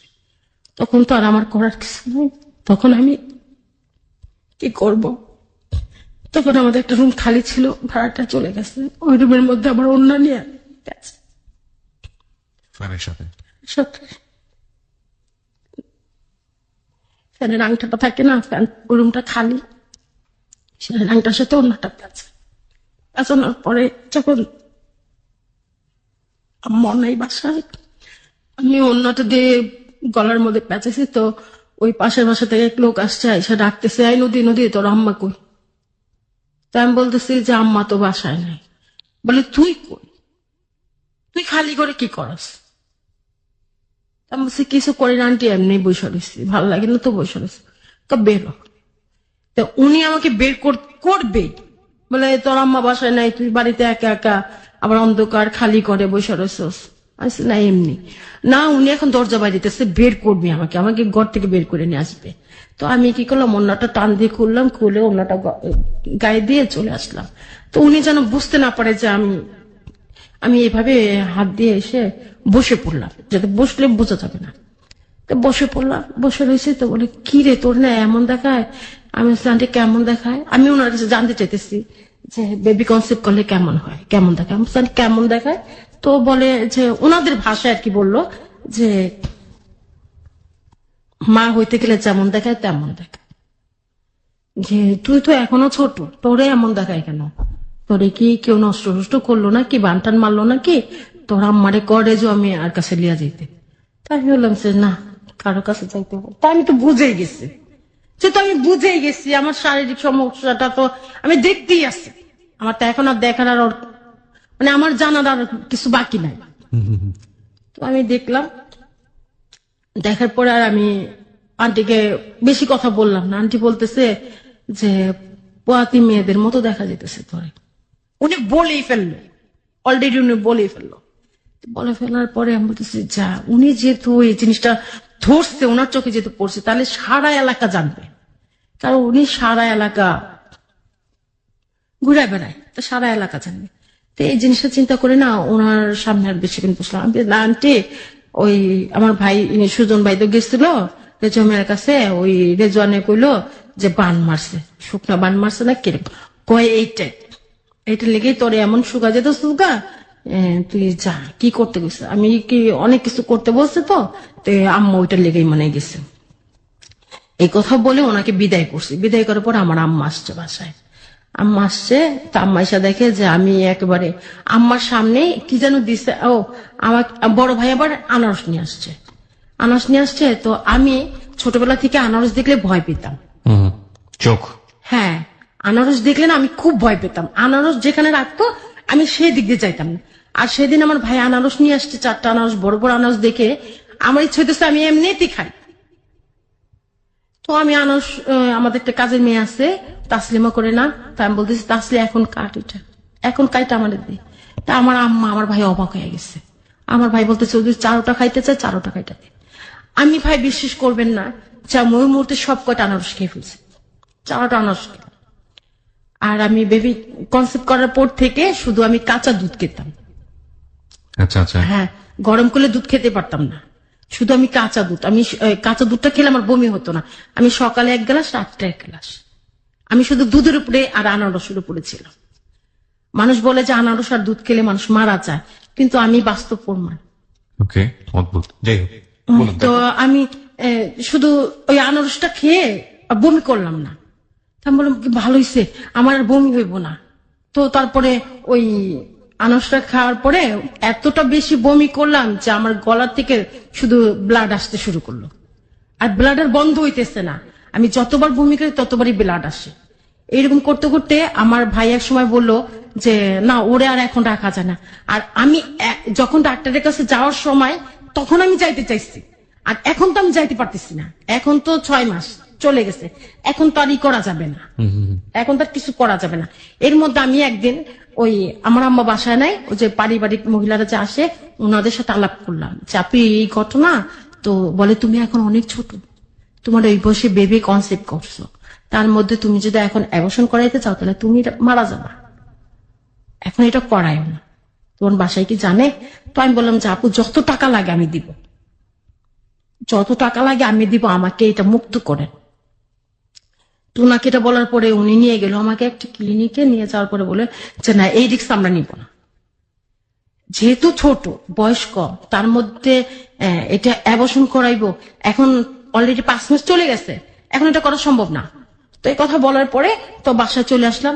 তো 6 মাস হয়ে গেছে, 6 মাস পরে আমার আম্মা কিছু কিছু করতেছে, ধারণা করতেছে যে না, মেয়ের নিশ্চয়ই কিছু হয়েছে, না হলে এরকম হওয়ার কথা না। তো 7-8 মাস চলে গেছে পরে আমার আম্মা একদিন 8 মাসের সময় আমার আম্মা আমাকে প্রাইভেট ক্লিনিকে নিয়ে গেল।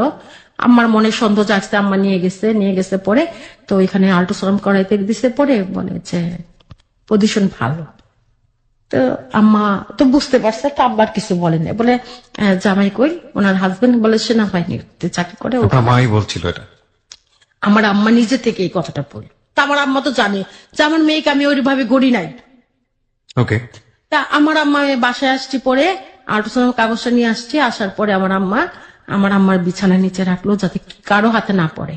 তা আমার আম্মা বললো যে এর মধ্যে আবার আমার ভাই আবার ইন্ডিয়া চলে গেছে। তো এইটা আমাদের একটা সুযোগ, আমাদের মা মেয়ের মধ্যে এখন আর কেউ জানবে না। আমাদের বাসায় কেউ আসলে আম্মা আমাকে ঘর থেকে বেরোতে দেয় না, ধরে বাইরে দিয়ে তালা মেরে রাখে আমাকে। ওকে, না মা আপনাকে জানার পরে এটা কি বলেছিল? মা আপনাকে কি জিজ্ঞেস তো আমার আম্মা আমাকে জিজ্ঞেস করলো যে এটা কখন, কিভাবে, কোথায়, শুধু এই 3টা কথা জিজ্ঞেস, কখন, কোথায়, কিভাবে।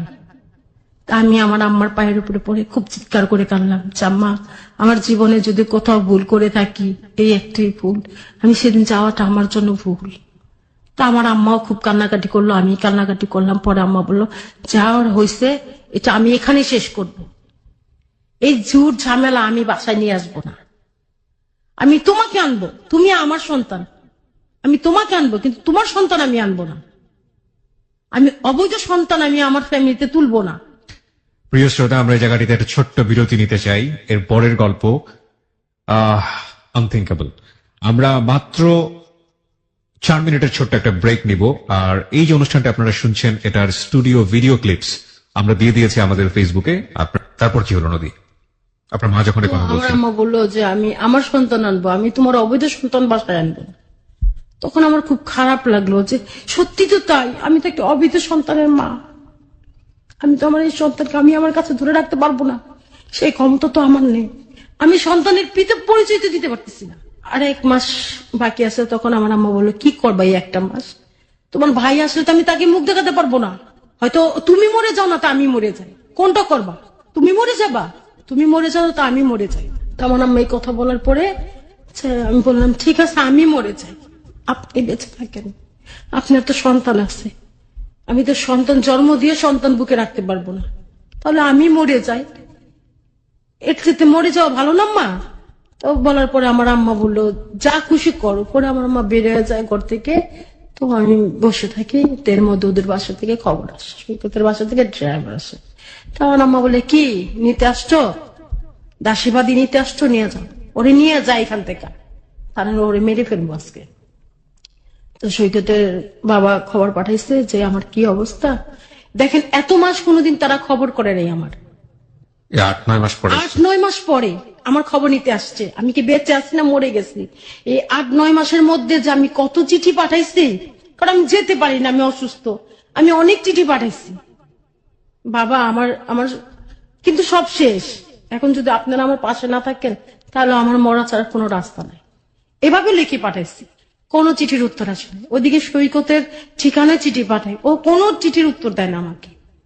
ঠিক আছে না দিছে, তো আমি সিদ্ধান্ত নিলাম ঠিক আছে মা সন্তান দুজনই মরে যাব, এই পৃথিবীর আলো দেখতে দেব না কাউকে। তো বলে ওইভাবে বসে রইলাম। সৈকতের বাসার লোক আসলো, ড্রাইভার আসলো, ড্রাইভারকে বললাম যে চলে যান। কে বলেন আমি মরে গেলে আমার 1 মুঠি মাটি দেওয়ার জন্য আজিমপুর কবরস্থানে জানি কেউ না আসে। এর মধ্যে আমার পেন শুরু হয়ে যায়। আমার আম্মা আমার বড় ভাই বাসায় নেই, আমার ছোট ভাইটা আর মেজো ভাইটা আর এই প্রতিবন্ধী ভাইটা তো ঘুমাচ্ছে। তো ওদের না ডাইকা তা আমাদের পাশে আমাদের ভাড়াটিয়ারে ডাক দিল যে ওর অবস্থা অনেক খারাপ, তো একটু হাসপাতালে যাওয়া লাগতে পারে। তা আমার আম্মা, আমার ছোট ভাই আর আমি আমাকে নিয়ে হসপিটালে যায়।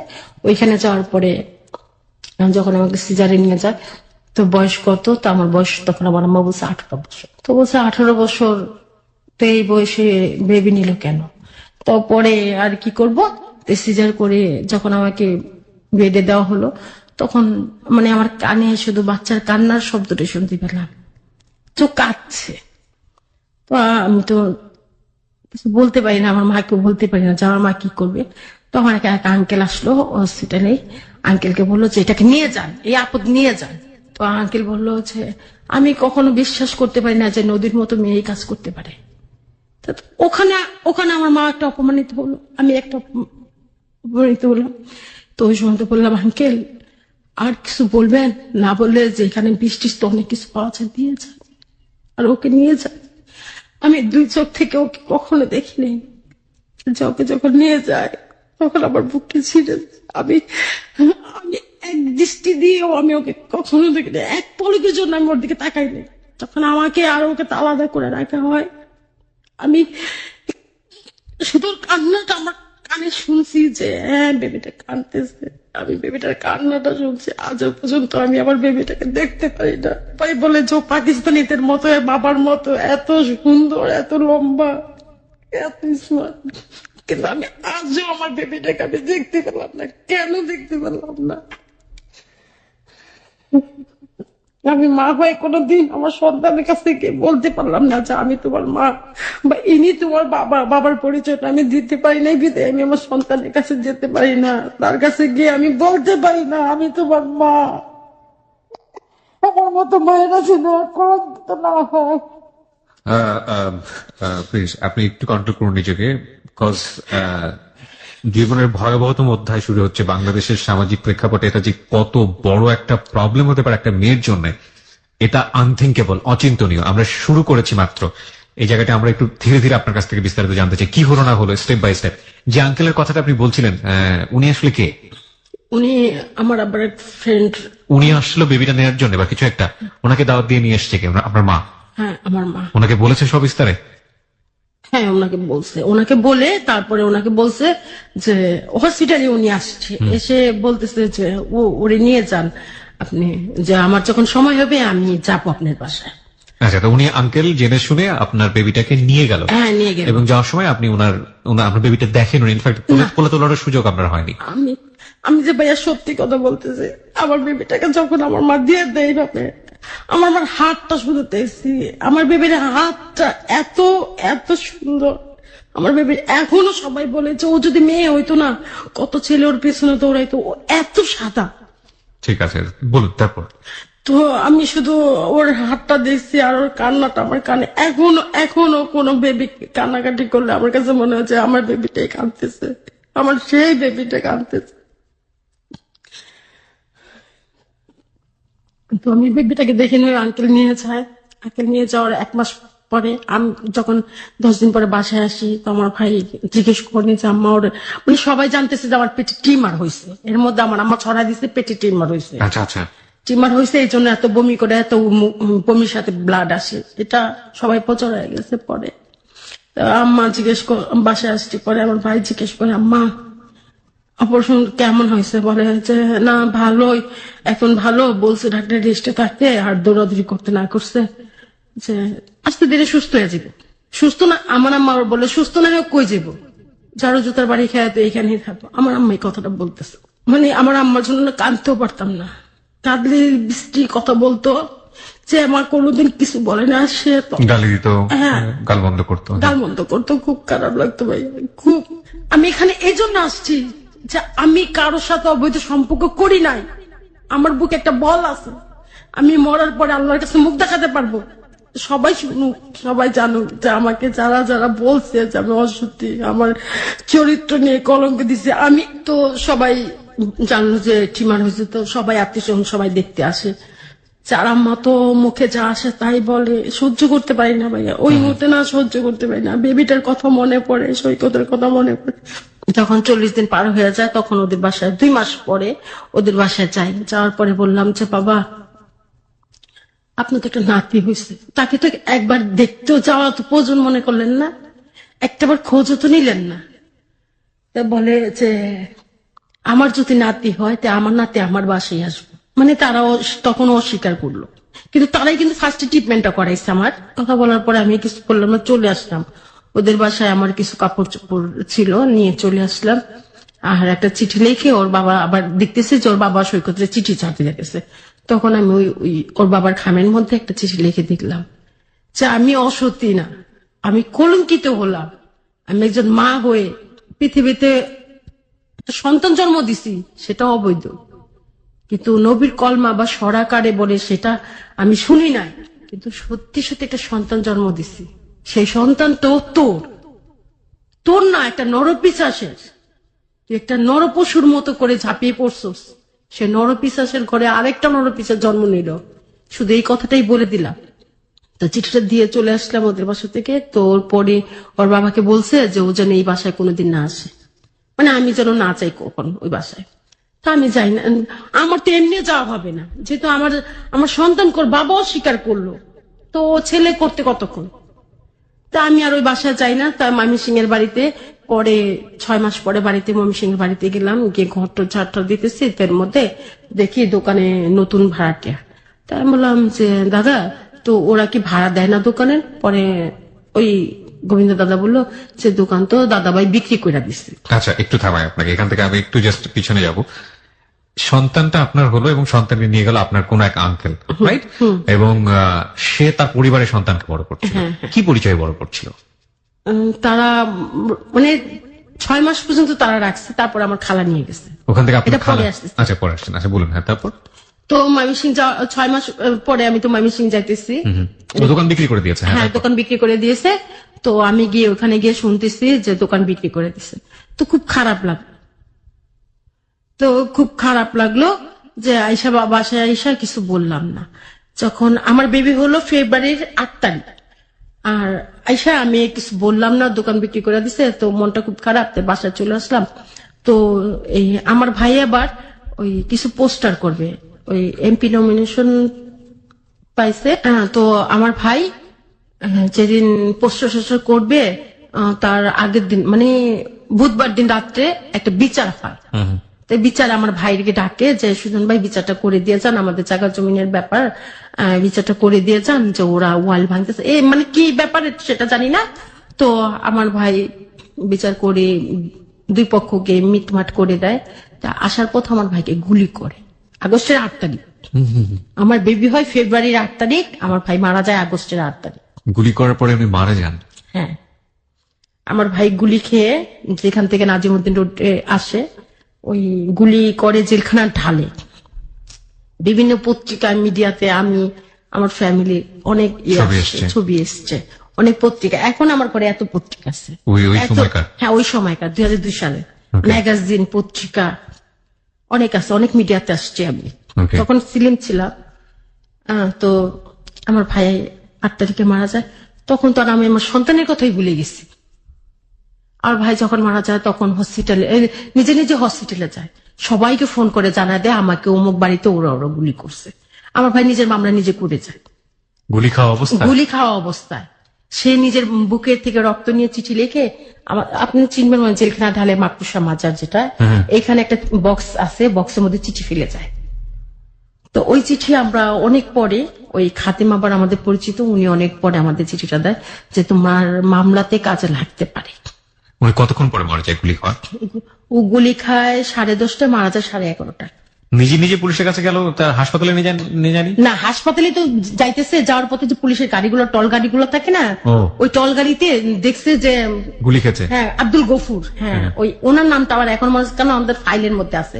আর এই যে ভাইয়ের মুখে আপনি হাত দিয়েছেন, এটা আপনি? হ্যাঁ হ্যাঁ হ্যাঁ হ্যাঁ। তো আব্দুল গফুর ফাইল বের করে যে আপনি একটা সিগনেচার করেন। তো আমার ভাই সিগনেচার করছে, করে বলছে কারা কারা, এই মানে সবার নাম। আমার ভাই একটা পাট্টুপাট সবার নাম। মারা গিয়েছে কি ওই রাস্তাতেই মারা গেছে নাকি হাসপাতালে? না, হসপিটালে। হসপিটাল অ্যাডমিট হওয়ার পরে? হসপিটাল অ্যাডমিট হওয়ার পরে মারা গেছে। যে যারা যারা মারছে আমাদের বাসায় খবর আসার আগে তারা চলে গেছে হসপিটালে, এবং আমার ভাইয়ের মুখে থেকে অক্সিজেনটা খুলে ফেলছে যাতে ও বাঁচতে না পারে। তাহলে ওদের সমস্যা। তো পরে আমরা যতটুকু জানতে পারছি, আমরা হসপিটালে যাই, যার পরে দেখি যে যারা মারছে তারা ওখানে, আর অনেক লোক ওখানে, এমপি টেমপি মন্ত্রী সবাই ওখানে। তো রাত্রে 12টার দিকে তো আমার ভাইয়ের পাশে আমি বসা, হসপিটালে গিয়ে ভাইকে এই অবস্থা দেখে তো নিজের কষ্ট বুকে চাপা দিতে পারতেছি না। তো ভাই মারা যাওয়ার পরে আর ওই বাসায় ফোন করলাম, যে কমিশনারের মোবাইল নিয়ে বললাম যে আগে ফোনটা দেন, আমি একটু জরুরি ফোন করা দরকার। বলে হ্যাঁ, তুমি যেখানে যেখানে ফোন করার ফোন করতে পারো। তো সব জায়গায় ফোন করে জানালাম। যে পরে আমার শ্বশুর বাড়িতেও, মানে সৈকতের বাড়িতেও জানালাম, সরি শ্বশুর বাড়ি বললে ভুল হবে, সৈকতের বাড়িতে জানালাম যে বরাব্বা এই ব্যাপার, সুজন তো আজকে মারা গেছে, যদি তোমাদের ইচ্ছা হয় কালকে জানা যায় এসো। তো বলে রেখে দিলাম। আর আমাকে ওনারা আর বললো না যে কিভাবে মারা গেছে, কখন মারা গেছে, কিছু বলে নাই। পরের দিন ওরা চ্যানেলগুলোতে দেখছে, নিউজে দেখছে, দেখে পরে আমাদের এখানে আর আসে নাই ওনারা। আমার ভাই যে আগস্টে 8 তারিখে মারা গেছে, ওনারা আর আসে নাই। তো এইভাবে আমি বিভিন্ন জায়গায় দৌড়াদৌড়ি করতে হইতেছে। আমার আম্মা আমাকে একদিন বলে যে, আমার ভাই মারা যাওয়ার 1 বছর পরে আমাকে বলে যে এখন তো সবই শেষ, যেখানে যা ছিল সবই তো শেষ, আর সবকিছু দেখতে হবো তোমার। তো আমার ভাই মারা যাওয়ার আগে আরেকটা কথা বলিনি, যে এটা না বললে নয়, যে আমার ভাই যারা মারছে আমার ভাইকে, আর যারা হসপিটালে আমার ভাইয়ের সাথে কথা বলছে, তাদেরকে এই কথাটা বলছে যে আমাদের 4 ভাইয়ের 1 বোন, অনেক আদরের বোন, তো আমাকে শেষ করছে, আমার বোনের গায়ে একটা আঁচড় দিস না, আমার বোনের গায়ে একটা আঁচড় দিস না, তাহলে আমি খবর থেকে অভিশাপ দিব। তা আমার ভাই এই কথাটা বলছে যে যারা মারছে তাদের মানে আপনার ভাই মারার আগে কি জেনে গিয়েছিল, মানে মরে যাওয়ার আগে কি জানছিল যে আপনার বেবিটার খবর কিছু জানতো? তার মানে আপনার ভাই মানে না জেনেই মারা গেছে। আগ পর্যন্ত আমার ভাই জানতো না। যদি আমার ভাই জানতো তাহলে তৎক্ষণে আমার বেবিটা নিয়ে আসতো আমার ভাই। তৎক্ষণে জানাননি কেন আপনার? আমার আম্মা, আমি তো তখন তো ভাই আমার কোনো ঝুল নাই ওখানে। আমি যে ভাত খেতাম, চোখের পানি, মনে হয় ডাল দিয়ে ভাত খেলে যেমন হয়, ভাত খেলে মায়ের নাম কখনো কেউ মিথ্যে বলে না। আমি তো একটা মা, আমি প্রতিনিয়ত ভাই, আমি কখনো দিন আমার এমন দিন গেছে ভাই, আমি সিজারের মানুষ, একবেলা খেয়েছি, একবেলা, তাও কি সকালে একটা শুকনো রুটি আমার আম্মা যেমন কুকুর বিড়ালকে দিত, সেইভাবে আমার রুমের মধ্যে এভাবে ছড়াই দিত, আমি সেইভাবে খাইতাম, পেটে ক্ষুধা, সেভাবে খাইতাম। কাজের মেয়েটাকে যদি ইশারা করে ডাকতাম, আমার এমনকি আমাকে 1 ঘোড়া করে রাখা হয়েছে, কাজের মেয়েটাকে ডাকতাম, ও আসতে বলতে কি কারোর ফোন দিতে কয়, কারোর সাথে কথা বলতে চায়, আর কোনো জায়গায় যাওয়ার বাকি আছে, আমার মা এইভাবে স্ট্রিক্ট ভাবে বলতো, যার কোথাও যাওয়ার বাকি আছে, একটা হয়েছে আর একটা দরকার, ছেলে হয়েছে এখন মেয়ে দরকার, এইভাবে বলতো না। তখন খুব খারাপ লাগতো, খুব ঘেন্না লাগতো, তখন ইচ্ছে করতো কেন মরতেছি না, কেন বেঁচে আছি, কার জন্য। তারপর বলতাম যে আমি তো বেঁচে আছি শুধু একজনের জন্য। আমি জীবনের শেষ প্রান্তে গিয়ে আমি তার কাছ থেকে এই জিনিসটা জানতে চাইবো যে কি অপরাধ ছিল আমার, আমি কি দোষ করেছিলাম, কেন আমার সাথে এরকম করলো। আমার শুধু এটাই জানার আছে, সেজন্য আমি বেঁচে আছি আজও। তো আমার এই কথাবার্তা সহ্য হতো না, তবে আমি সিংহের বাড়িতে একদিন যাই। তো এর মধ্যে যখন আমার ভাইও মারা যায়, 1 বছর হয়ে যায়, আমার বেবির 1.5 বছর হয়ে যায়। তো এর মধ্যে একদিন খবর আমার ছোট খালারে ফোন দিয়েছে, খালামণি আমার ধৈর্যটা সয় না, আমি চলে আসবো। তো খালামণি বলে যে তুমি চলে আসবা কেন, তোমার বেবি তো আমার কাছে, তুমি কেন টেনশন করো, তোমার বেবি আমার কাছে। তাই আমি বললাম খালামণি তোমার কাছে বেবি, অথচ আমি জানি না। বলি না, তুমি 1 সত্যি তোমার বেবি। একটু থামাই, আমি এই প্রশ্নটা করছি, এটা কতটা প্রাসঙ্গিক হবে জানি না, মানে আমার খুব জানতে ইচ্ছে করছে। জন্মের পরে তো স্তন্যদান যেটা বলে, হ্যাঁ, আপনার বেবি সেটা তো আপনার ক্ষেত্রে সুযোগ হয়নি। ও কি কারো স্তন্য পেয়েছে? মানে ওইভাবে বড় হয়নি। ওর জীবনের গল্পটা কি হতে পারে? আমি যখন ওনার জীবনের গল্পটা শুনছিলাম তখন একটু চিন্তা করার চেষ্টা করছিলাম। একটু শুনি, ধারাবাহিকভাবেই শুনি। বলুন, তারপর তো চলে আসতে চাচ্ছিলেন আপনি খালার হ্যাঁ, কাছে? আমি খালামণির কাছে চলে যেতে চাচ্ছিলাম যে খালামণি আমার আর ধৈর্যতে বলে না, আমি চলে আসবো। তো আমার খালামণি বলে যে তুমি আমার সাথে একটা কথা বলতে হবে। তো কি কথা? আমাকে কথা দিতে হবে, তুমি এই কথাটা কাউকে বলতে পারবে না। আমি বলছি, না বলবো না। তো বলবো না, তো বলবো না, তো আমি বলছি, না, যে তোমার বেবি কিন্তু আমার কাছে, তোমার আর সৈকতের বেবি কিন্তু আমার কাছে এখন, আমার জিম্মায়, কিন্তু আমি যে তোমাকে বলছি এই কথাটা কিন্তু কাউকে বলতে পারবা না। আমি বলছি, কেন? বলেন না, যে তুমি যদি এখানে আসো, আমার কাছে আসো, তাহলে তোমার বেবি কিন্তু অন্য কোথাও চলে যাবে। তুমি কি চাও তোমার বেবি আমার কাছে থাক, ভালো থাক, ভালোভাবে পড়াশোনা করবে, মানে সবকিছুই বলতেছে আমার খালামণি, বলতেছে। হ্যাঁ খালামণি, আমি চাইবো যেখানে থাকবো। বলে যদি এটা চাও তাহলে কখনো আমার এখানে আসার চেষ্টা করো না। বললাম তাহলে আমি কি করব এখন? বলে যেখানে আছো সেখানে থাকো। ওরা কেন চায়নি আপনার সাথে মিট করা? সেটা আমার আম্মা জানে আর আমার খালামুনিরা জানে, সেটা তো আমি জানি না। আচ্ছা আর এখন শেষ সময় আমি জানতেও চাই না। তো খালামুনিরা বারবার জিজ্ঞেস করলাম, খালামুনি ওর সাথে কি আমি একটু কথা বলতে পারবো? ওকে কথা বলে আমার না খুব আগ্রহ জাগতো, আমার সন্তানের সাথে আমি একটু কথা বলবো, ওর মুখটা একটু দেখবো। তখন পর্যন্ত আপনার দেখার সুযোগ হয়নি, 13 বছর বয়স পর্যন্ত একবারের জন্য না? একবারের জন্য। আচ্ছা, এই যে আপনি বুঝলেন যে সৈকতের পরিবার এরকম ভাবে ঝামেলা করছে, কেউই আপনার মা যে আচরণ করছে সেটা এক ধরনের চাপের মুখে এরকম আচরণ করছে, এটা বুঝতে পারছি আমি। তারপরেও এই ধরনের আচরণ করা উচিত না আমি বলবো, কিন্তু একটা মাই বোঝেন সামাজিকতার জায়গাটা কতটা ডিফিকাল্ট, যেহেতু আপনার বাবা নেই, তাকেই পুরোটা ফেস করতে হবে, ভাই মারা গেল ওইভাবে, ঠিক আছে। কিন্তু আপনার মাথায় কেন আসেনি বা আপনার পরিবারের মাথায় কেন আসেনি? সৈকত একটা ডিসিপ্লিন অর্গানাইজেশনে কাজ করছে, একটা ডিফেন্সের লোক। আপনারা যদি একবারের জন্য গিয়ে ওখানে ক্লেম করেন, যেহেতু আপনার বেবি স্বীকৃতি সে দিচ্ছেই না, কিংবা তার পরিবারও দিচ্ছে না, ওর তো অনেক বড় সাজা হয়ে যাওয়ার কথা, তা আপনারা কেন সেটা করেননি? এটা আমি অনেকবার করতে চাইছি, তো আমার আম্মা বলে যে এটা কোনো প্রমাণ নাই, তুই অন্য কোথাও করে আয়। আমার মা ডাইরেক্ট বলছে তুই অন্য কোথাও গেছিস, তোর প্রতি আমার বিশ্বাস নেই। এটা কিন্তু খুব খারাপ কথা হলো। এটা এটা একেবারেই মানা যায় না, কারণ এটা প্রমাণ নাই মানেটা কি? প্রমাণ করাটা তো খুব সহজ। এবং আপনার বেবি হয়েছে কত সালে? আমার বেবি হয়েছে 2002 সালে। 2002 সালে। আপনারা এরপরে যে কোনো সময় যেতে 7 পারতেন। ফেব্রুয়ারি না 8 ফেব্রুয়ারি 7 ফেব্রুয়ারি হসপিটালে 8 তারিখে ডিএনএ প্রুভ করার সুযোগ ছিল। হ্যাঁ এটা করাইছে, কিছুদিন হয়েছে করাইছে, এখনো সৈকত এটাকে মেনে নেয় না।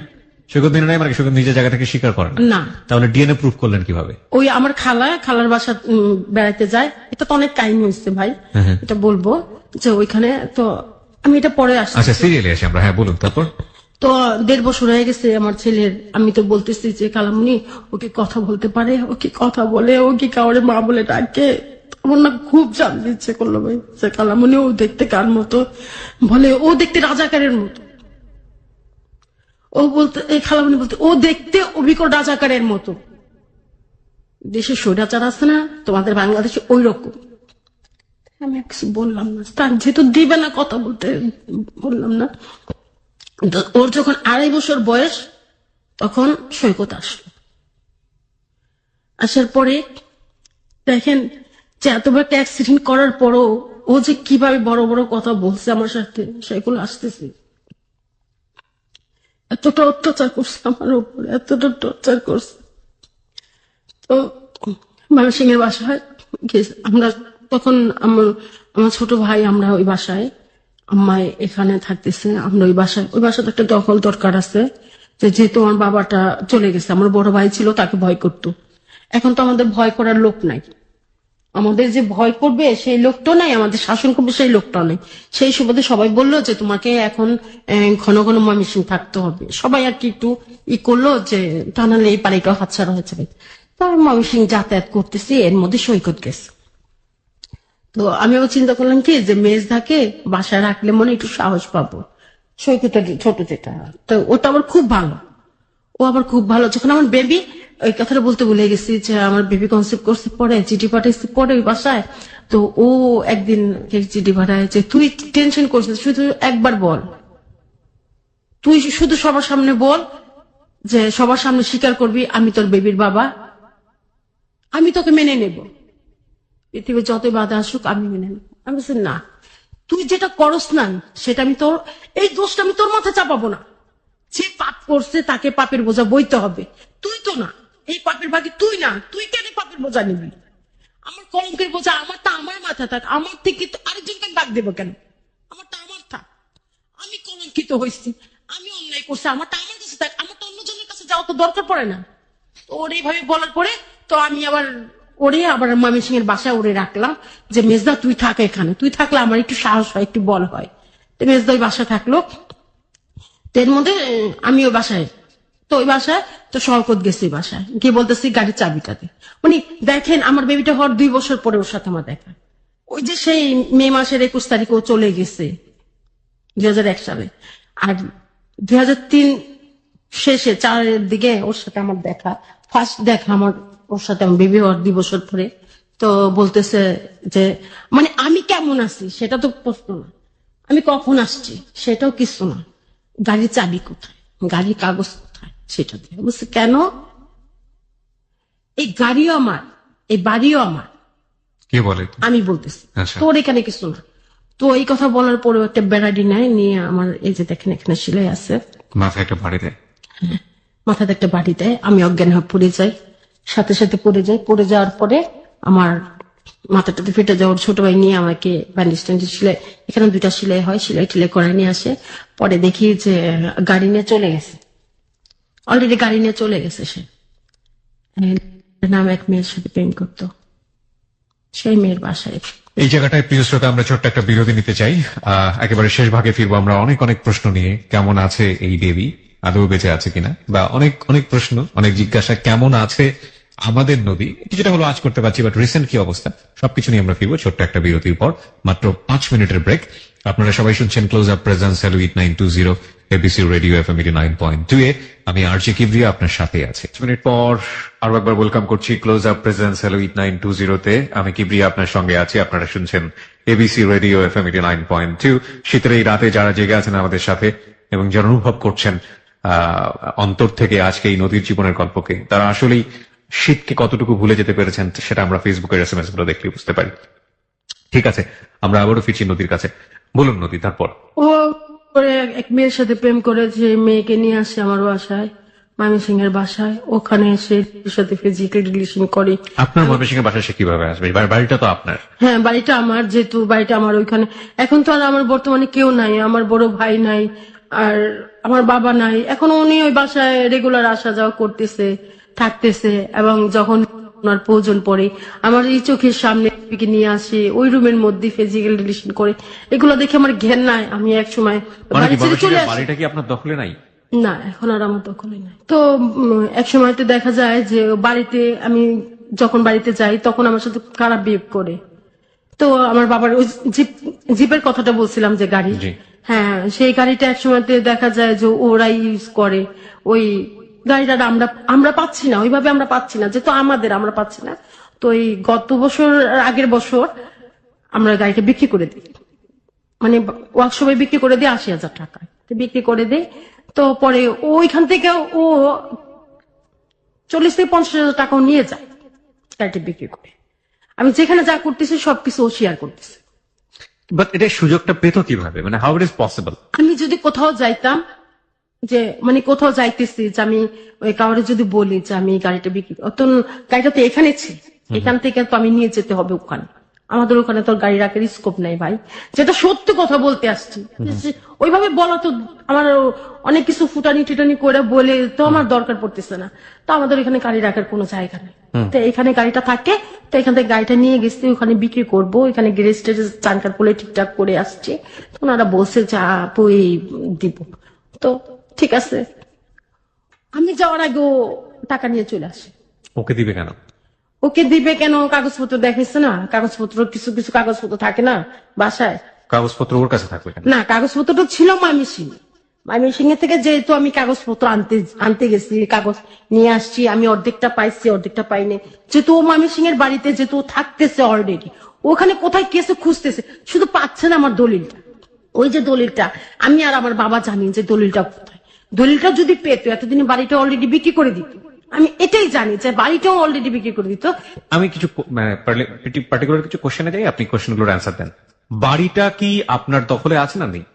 না, এখন আর আমার দখলে নেই। এটা কার দখলে? এটা এখন সৈকতের দখলে। বাট এটা কিভাবে সম্ভব? এটা কিভাবে সম্ভব? এখন তো জোরে করে, এখন আইনের জোরে করে। এখন যদি আমি আইনে যেতে যাই, যে দলিলটা তো যেহেতু আমার নামে, আমি এটা অনেকের সাথে আলোচনা করছি, সবাই একই কথা বলছে যে যেহেতু দলিল তোমার নামে, এখন ও বাড়িতে ও কি করবে, মদের ভাট্টি বসা, যা ইচ্ছা তাই করবে। যখন তুমি দরকার পড়বে, তখন তুমি আইনের সাহায্যে তুমি বাড়িতে ঢুকতে পারবে।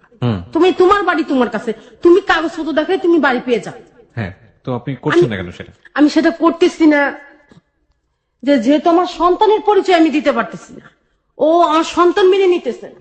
তো আমি আমার খালাদের সবার সাথে আলাপ করার পর, আমার খালা যেহেতু যখন ছেলের 14 বছর হয়ে গেছে, তখন আশেপাশে লোকজন কথা বলবে যে ভাগ্নির ছেলে, তোমার নাতি তোমাকে মা ডাকে, তোমাকে বাবা ডাকে, এটা কেমন, এটা কোন সমাজ? তো এই কথা বলার পরে ছেলে একদিন যখন রাস্তা থেকে এসে বলতেছে যে আম্মু, আমাকে না ওরা বলছে যে তুমি নাকি আমার আম্মু না, তুমি নাকি আমার আপু। তা আমার আম্মু কোথায়? আমার আম্মুকে। আমার ছবি দেখে বলতেছে, আম্মু এই স্বামী মারা নদীটা কি? বলে এইটাই তোমার আম্মু। তো ছেলে সেদিন খুব কান্নাকাটি করে। তো কান্নাকাটি করার পরে তো সৈকত একদিন ওই বাসায়, মানে আমার খালার বাসায়, তো চিটাগাং থেকে আমার খালার বাসায় যাওয়া তো সুবিধা, তো যাওয়ার পরে বলতেছে যে এইটাই তোমার আব্বু। তো এই কথা বলার পরে বলে যে ও কি নদীর ছেলে, তার ছেলে।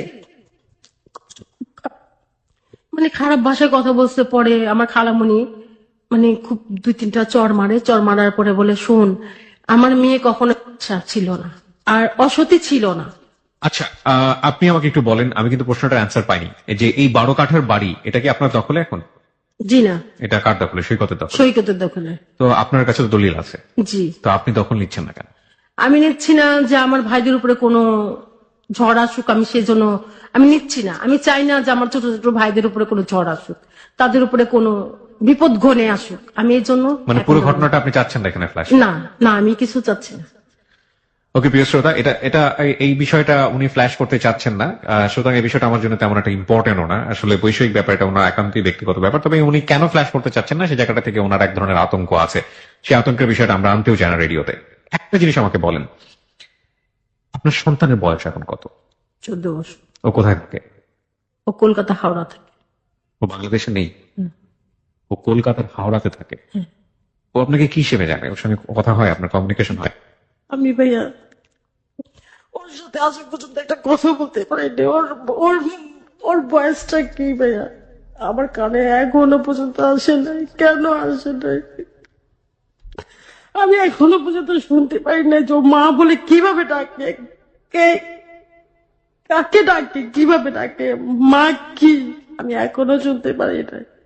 আমি শুধু গুলোয় তাকিয়েছি আমার সন্তান একদিন না একদিন আমাকে মা বলে ডাকবে। যে সন্তানের জন্য নিজের জীবনটাকে শেষ করে দিয়েছি, সেই সন্তানের মুখে মা ডাক শুনবো, সে সন্তান আমাকে মা বলে ডাকবে, আমাকে জড়িয়ে ধরবে। আপনার বয়স কত এখন? 30।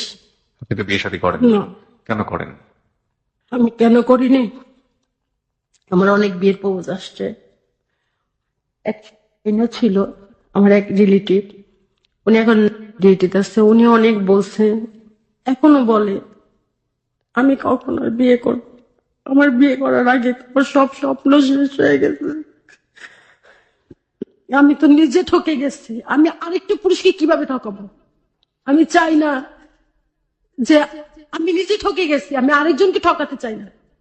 আমার ফ্যামিলি আমাকে অনেক টাকা পয়সা খরচ করে বিয়ে দিতে পারতো, যে আনমেরিড বলে বিয়ে দিতে পারতো। আমি আনমেরিডের মধ্যেও কিন্তু আমি একজন মা। আমি বাস্তবে আনমেরিড, সব দিক থেকে আমি আনমেরিড, কিন্তু আমি যে একজন মা, একজন কুমারী মেয়ে মা হয়ে কিভাবে। তো এই এই এই জিনিসটা তো আমি সমাজে বলতে পারতেছি না যে আমি কিভাবে মা হয়েছি, আমি কেন বিয়ে করিনি। আমি তো নিজেই ঠকে গেছি, আমি আরেকটা পুরুষকে কিভাবে ঠকাই? কেন বললেন আপনি আজকে এই জীবনের গল্প লাখো মানুষের কাছে? আমি কেন বলতে এসছি, আমার ভিতরটা অনেক কিছু জমা হয়েছিল। আজকে মনে হয় আমি সমস্ত অন্যায়, আমার জীবনে সবকিছু জেনে মুছে আজকে হয়তো আমি নতুন করে বাঁচতে চেষ্টা করব। আর তাহলে মনে করবো জীবনটা এখানেই শেষ, যেখানে শুরু হয়েছিল সেখানেই শেষ। আমি এই কথাগুলো আমি চাই যে আমার সন্তানের কান পর্যন্ত যাক, যে আমি কার জন্য কি করেছি, কেন করছি, যে সেও ভালো থাক, আমার সন্তানকে যেন কেউ অবৈধ সন্তান না বলে। ও কার কাছে থাকে? আমার খালার কাছে থাকে, কলকাতার হাওড়াতে। সন্তানের ছবি আছে আপনার কাছে? ছবিও নেই আপনার কাছে? আমাকে কেউ এটা দেখতেও দেয় না ভাইয়া। ও বাবা মা জানে কাকে? বাবা মা জানে? ও জানে যে, এখন বর্তমানে জানেন যে আমি ওর মা। ও আপনার সঙ্গে যোগাযোগ করে না? ও জানার পরেও যোগাযোগ করেন? ওর বয়স কত? 14 বছর? 14 বছর পড়ছে। ও পড়াশোনা করে? হ্যাঁ, পড়াশোনা করে, হাওড়াতে পড়ে। হুম। বাবার সাথে সম্পর্ক, বাবার সাথে এখন 14 বছরের ছেলে হয়ে গেছে, আর এখন তো সৈকতের কোনো সন্তান হবেই না। সৈকত তো বিয়ে করেছে? হ্যাঁ, সৈকতে বিয়ে করেছে, বিয়ে করছে। তো আল্লাহ তো একটা জিনিস থেকে ওকে, আমি আমি আমি এটাই এটাই করি যে ও একটা দিক থেকে শাস্তি অবশ্যই পেয়েছে, ওর কোনো এটাই সন্তান পাওনা নেই? ছিল। ওর কোনো সন্তান নেই? ওর কোনো সন্তান হবেই না, ওর কোনো সন্তান আর কখনো হবেই না, এই জিনিসটা ওর মনে পাওনা ছিল। ওনার কোনো সন্তান হয়নি? না। আছে? সন্তান আছে, দু একটা সন্তান আছে? না, কোনো সন্তান নেই। আচ্ছা, আপনি তখন আমাদের গল্পের মাঝখানে বলছিলেন যে রিসেন্টলি প্রুভ হয়েছে যে এটা সৈকতেরই সন্তান। কিভাবে হলো এটা? এটা ওই আমার খালা আর আমার আঙ্কেল ওরা, তারপরে আমার সৈকতের এক স্যার, ওনার সাথে আবার আমার ছোট খালার সাথে খুব ভালো রিলেশন। তো ওনার মাধ্যমে আমার ছোট খালা এত বছর বলছে যে আমরা এত বছর কিছু করি না, আর আমাদের মেয়ে তো বিয়ে করে না আর করবে না, আর যেহেতু আমার মেয়ে ওর এখানে আসবেও না, ওর যেহেতু ওর সন্তান হবে না অ্যাক্সিডেন্টে, যেহেতু ও পুরো মেয়েলি হয়ে গেছে, তো এখন দেখেন এটা টেস্ট করে যে ওর সন্তান কিনা, এটা একটু কিছু টেস্ট করা দরকার। তো ওরা আমার খালা জিনিস করছে, করার পরে হ্যাঁ এটা সৈকতের সন্তান। তখন যে তার সাহেব উনি বলছে যে সৈকত তোমার সাথে ওর সাথে কিভাবে মিলে, তো কিছু কিছু কথা কি গোপন আছে? তো সাহেব বলছে যে জি স্যার, আছে কিছু কিছু কথা যেটা সোহেনার কাছ থেকে আপনি জানতে পারেন। কার কাছে? মানে আমার খালার কাছ থেকে কথা বলছে যে এটা ওনার সাথে তো আপনার ভালো রিলেশন, আপনি ওনার সাথে জানতে পারবেন। তো এই কথা বলছে পরে তো আমার খালা বলছে যে আমার ভাগ্নির সাথে এরকম এরকম এরকম এরকম রিলেশন হয়েছিল, তো বলে বিয়ের আগে ওরকে বিয়ে করছে, বলে যে না বিয়ে করে নাই, বিয়ের আগে হয়েছে। কিভাবে হয়েছে আমার তো আমার খালা বলছে। By the way, the story revealed. এটা কি মানে কোন, এটা আপনি জানলেন কিভাবে? আমার খালার সাথে আমার প্রতিদিন কথা হয়। আপনার সন্তানের সাথে কথা হয় না? না, কেন কথা হয় না?